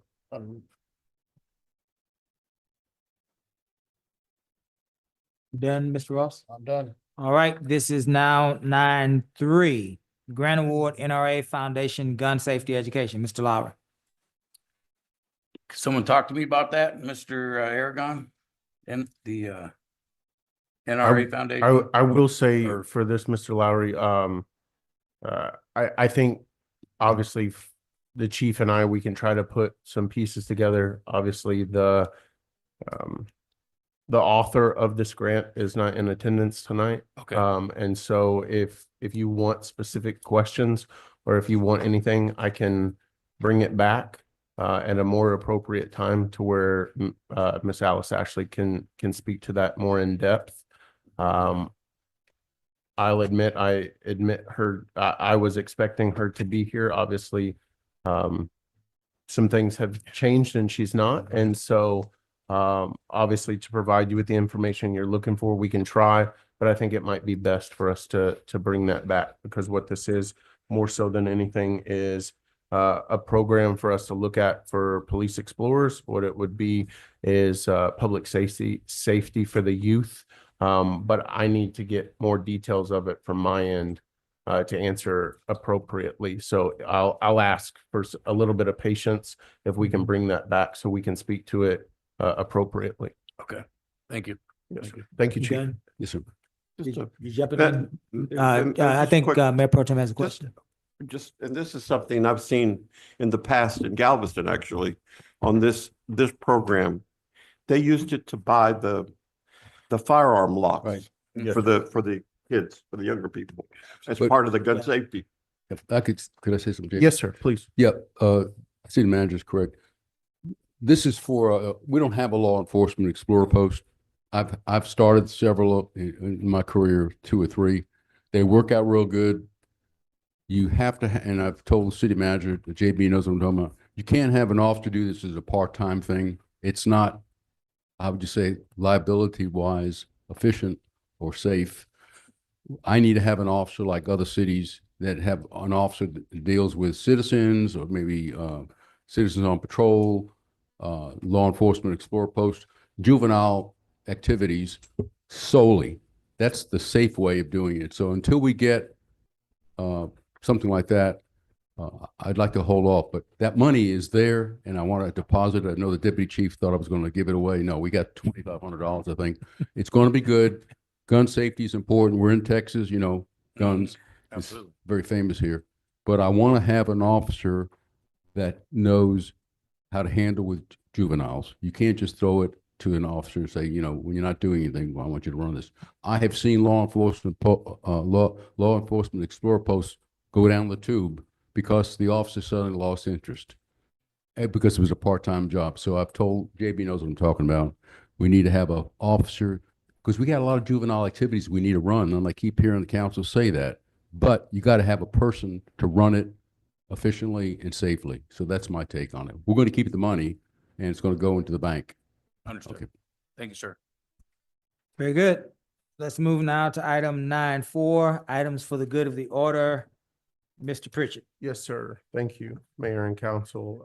It would be my pleasure to inform you that tomorrow is our Senior Safety Summit. That is going to kick off our hurricane season informational path. Senior Safety Summit will have a presentation from our emergency management coordinator, Chief David Merriman, as well as discussing the Eyes on the Mark program and our senior care cameras that were provided last year. And so we want to continue that, as well as we wanted to make sure that as we continue into the next one, which is Hurricane Huddle, but that as we continue this entire hurricane season, that we're making sure to everybody come out. That Hurricane Huddle is going to be May 17th. That is also going to be not only Hurricane Huddle, many of you come out for Touch a Truck, seeing all the equipment, bring the kids. We bring in community partners all throughout Galveston County Emergency Management, the Emergency Partners Coalition, Community Advocacy Council, the Red Cross, plenty of other partners that come out. But this year, that is going to be a community fair as well. We're going to be putting that schedule out on the website to inform everybody of hurricane season, what you need to do in order to create a plan, the type of information that you need for evacuation, the citizen information that we put out, all the above. But the community fair is going to be an aspect to where we are addressing the general public from an emergency management standpoint, as well as city practices. I'm going to have several key members of our staff do presentations. I have an ask to you, Mayor Bell, to do a presentation as emergency management director as well. And again, that's May 17th. It is important for me to also talk about Lemonade Day. And I know we talked about it a little bit, but for any junior entrepreneurs out there, you can still get those kits at the Lamarck Public Library. You can get those online in order to participate in Lemonade Day coming up May 3rd. Again, I will do my best. If you see lemonade stands around, whether it's in a neighborhood or around a city facility, stop, buy a cup, make an impact. Again, on May 3rd, it is the, I believe, 7th annual Servolution. If you do not know, Servolution is a group made up of nonprofits and churches all throughout the community that come together for a day of service. They do this every year on the same day. And so they're going to be out doing cleanups, working in parks, restriping parking lots, all of the above to beautify our community. And that's going to be May 3rd as well. Continuing on, this year's Juneteenth Gala's title is Legacy. And that is going to be the theme this year. That is June 18th at 6 p.m. The things that we've put together for this year's program are fantastic because they bring in some history as well as some key voices in our community that are living, breathing history for us. Other than that, I have, that's it. The That's work it? continues. Yes, sir. The work continues. I wanted to add to the hurricane huddle / touch a truck / what did you say? Municipal fair? Community fair. but Community yes, sir. fair. Yes, sir. We will also have a town hall meeting. After all of those presentations. Yes, sir. We will be available. It'll turn into a town hall and we'll be available to answer any and all questions that that we have asked of us to the best of our ability with the information we have at the time. Council, I would certainly suggest that you mark your calendars. This is a community town hall, not a mayor's town hall or a district member's town hall, but it's all of our town hall, and perhaps they may have a question about a specific district. Certainly, we want you to be able to respond. Having said that, What day was that? that was May 17th. May May 17th. 17th. Oh, May that's the 17th. hurricane huddle. Yes, sir. Hurricane huddle. Yeah. So it's going to be at the same time. After the huddle, we're going to have a town hall. And Mayor, if I may, two things I want to reflect on. A question for JB, if I could get, well, first of all, the interaction, I want to kudos to Mr. Russell Washington. I watched an interaction in here and just the way that he handled somebody. Are you doing your announcements right now? Yeah, is that? Okay. So this is not in this. Wait a minute. Hold on, just a minute, Ms. Lowry. Let's catch us up. We're not in. Okay, Yeah, okay. yeah. We hadn't got there yet. My bad. Yeah, no, you're fine. No, you're fine. Did you have any questions for JB on the good of the order other than the May 17th date? No. Got it. All right, thank you. Item 10, executive session, there are none. Item 11, actions taken from executive session, there are none. Item 12, requests and announcements. Council, let's look at and remember those 6 guideposts that are under the request and announcements. And let's govern ourselves accordingly. Mr. Lowry, you were in the midst of your request and announcements. You may proceed. Yeah, so I could come down here and I was watching, I poked my head in there and was watching the court actually. And there was a citizen, obviously wasn't happy to be here. And just watching how Mr. Russell dealt with that individual, my first reaction was, oh gosh, they're going to the floor. But just the amount of love that he showed that guy and how he talked to him and was just so,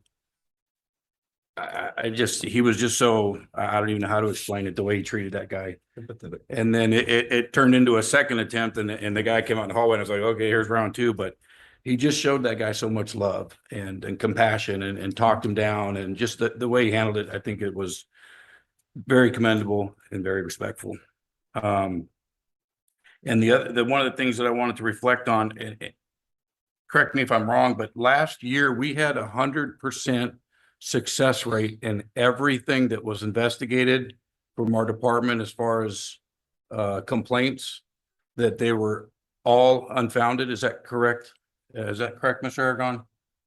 It's like 98% and Not- change or something like Yeah. that, but I know what you're referring to. If I could get that, that data from you.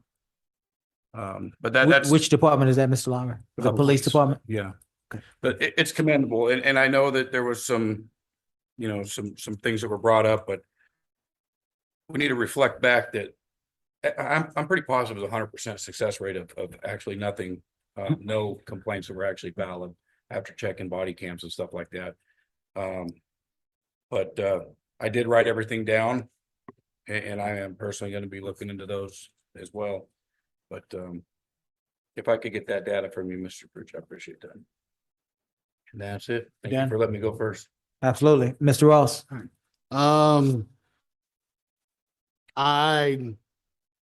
As my time is winding down on this council very soon.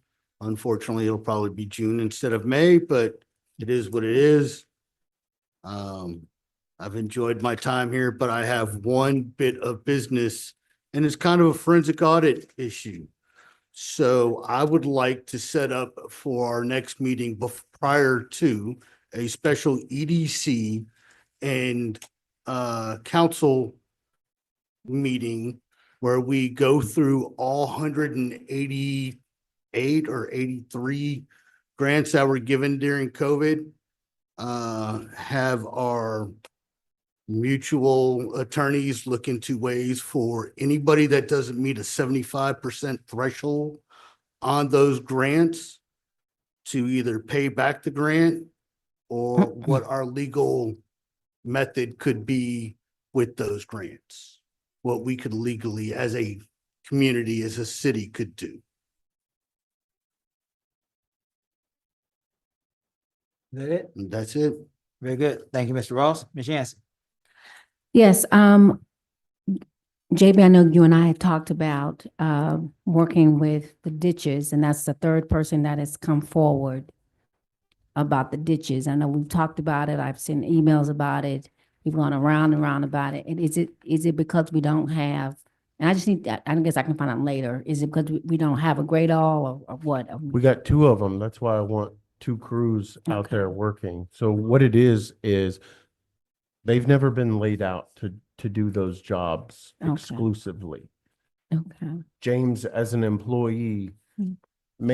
his main job is to maintain street signs, whereas Avery's main job is to patch potholes. But we realize there's some rain coming, so you quit doing signs, you quit doing streets, and go dig some ditches. Right. But that's not a way to proactively. We are in the middle of, we You can't kinda keep gone that discussing far? these things, Okay. man. I just want to make that my request. You know, Y'all done had a whole meeting. my request is that we look into that issue with the ditches, and I would love to have a short town hall meeting with the residents of Mary Lane and including that whole aspect, and maybe we can get Raquel Lewis to come out to something like that. Secondly, I want to thank this council for the healthy discussion that we just had. Thank you, Mayor, for guiding that. I know I'm going to have to explain a lot of what just happened. When Councilman Lowry volunteered to do it himself, I started to stop it right then and there and say, well, let's just do that and let's go on. So if he's still willing to do that, my request is that he does. So we'll have that in our possession, and he can turn that in himself or get it done by the police. I don't know. I just want to move on for that, but that is my request. Thank you for this. Is the first time that we've been doing Juneteenth that we actually know what we're doing 8 weeks beforehand. So thank you for getting that done to your staff. And again, I think we're going to meet again before Mother's Day, right? We'll have another meeting right before Mother's Day. No, ma'am. We won't. Well, The Monday right after Mother's Day. Happy Mother's Day. That's all I have. Thank you, Ms. Yancey. Mayor Pro Tem? I'm sure I speak for all of council that we express our sincere condolences to Miss Alice Ashley on the loss of her husband. And she's an important part of our city and has been working with our different departments for many years. I attended a mid-year regional meeting, the TML, mid-year regional with HCAC. And I'm gonna pass this, I'll pass this on to you, the city clerk and secretary, and to make it part of the record. I learned about a new group, which I never knew, and I thought I knew all the HCAC groups. But it's the Gulf Coast Economic Development group, which is organized by HCAC. And it provides funding, program support, different economic strategies and things. And I think it's a resource for our community beyond all the others that are out there as well too. And I want to remind the city manager, of course, and all of our departments heads that HCAC, the buy group, Wow. that's they repeated it. They're getting lower rates. They have companies that are anticipating the tariffs and maintaining rates as well too. So please, as we're buying stuff, utilize them, because it saves us a whole bunch of time And money. on that. That's all I have, Mayor. Thank you for the residents of Marque for your patience. And thank you to council. We're doing better, I think, personally, right? Yeah. As you guys know, I've expressed it. It really hurts me, and when we're angry at each other. Thank you. Absolutely. Thank you, Mayor Pro Tem. I have one item tonight, and it is a request. Actually, two items, Mr. Pritchard. Yes, Both of them are requests. We've heard a lot of discussion about ditches, which is our stormwater system. I would like to request that we would have some sort of a meeting with Drainage District 2 with I guess he would be called the general manager, the manager, the executive director. Don't know what his title is, but Mr. Cravens. So that we can see what their operations, what their plans are for maintaining the ditches in our city for the next 90 to 100 days. And I would also like yourself, Mr. Bro, to be a part of that discussion with council as well, so that we can coordinate our plans with DD2's plans, so that we can make sure that the most problematic areas of our stormwater system are maintained before, one more time, so that we can all remember, before hurricane season starts to heat up. 90 days would be great. A 90-day plan would be brilliant. A 180-day plan would be acceptable. But we definitely need to get together to look at some of those areas, the Volneys of the world, the Mary and Melody Lanes of the world, many areas in District D, Camp Circle as well, always historic flooding, and many areas. I'm not mentioning many areas that folks know are problematic, but we need a plan. And we need to be able to publish that plan in a way that people who are fearful of hurricane season would be able to see where they fit into our maintenance plan, into our hurricane preparation plan. It's not just hurricane preparation for seniors on tomorrow, or even community members on May 17th, but for city infrastructure as well, sir. right? Yes, sir. So that's the first request, sooner rather than later, Mr. Pritchard, if you can. Secondly, I would like also an update next meeting on the Public Safety Building Committee chairperson. I believe that is a Mr. Cantu, is that right? Is that the chairperson? Yes. I'd like Mr. Cantu to come before this council to give us an update. There's a lot that has been said about a public safety building, about measurements and reports, feasibility, and things of that nature. And there is an election that is proposed to happen in November. And so the Public Safety Building Committee needs to know the sense of urgency that this council has to hear recommendations. Yes, sir. It is clear, and it is not political, that our police department the men and women of the Lamarck Police Department are working, I need to say it, in unsafe conditions. That's not political. That is not a political pawn.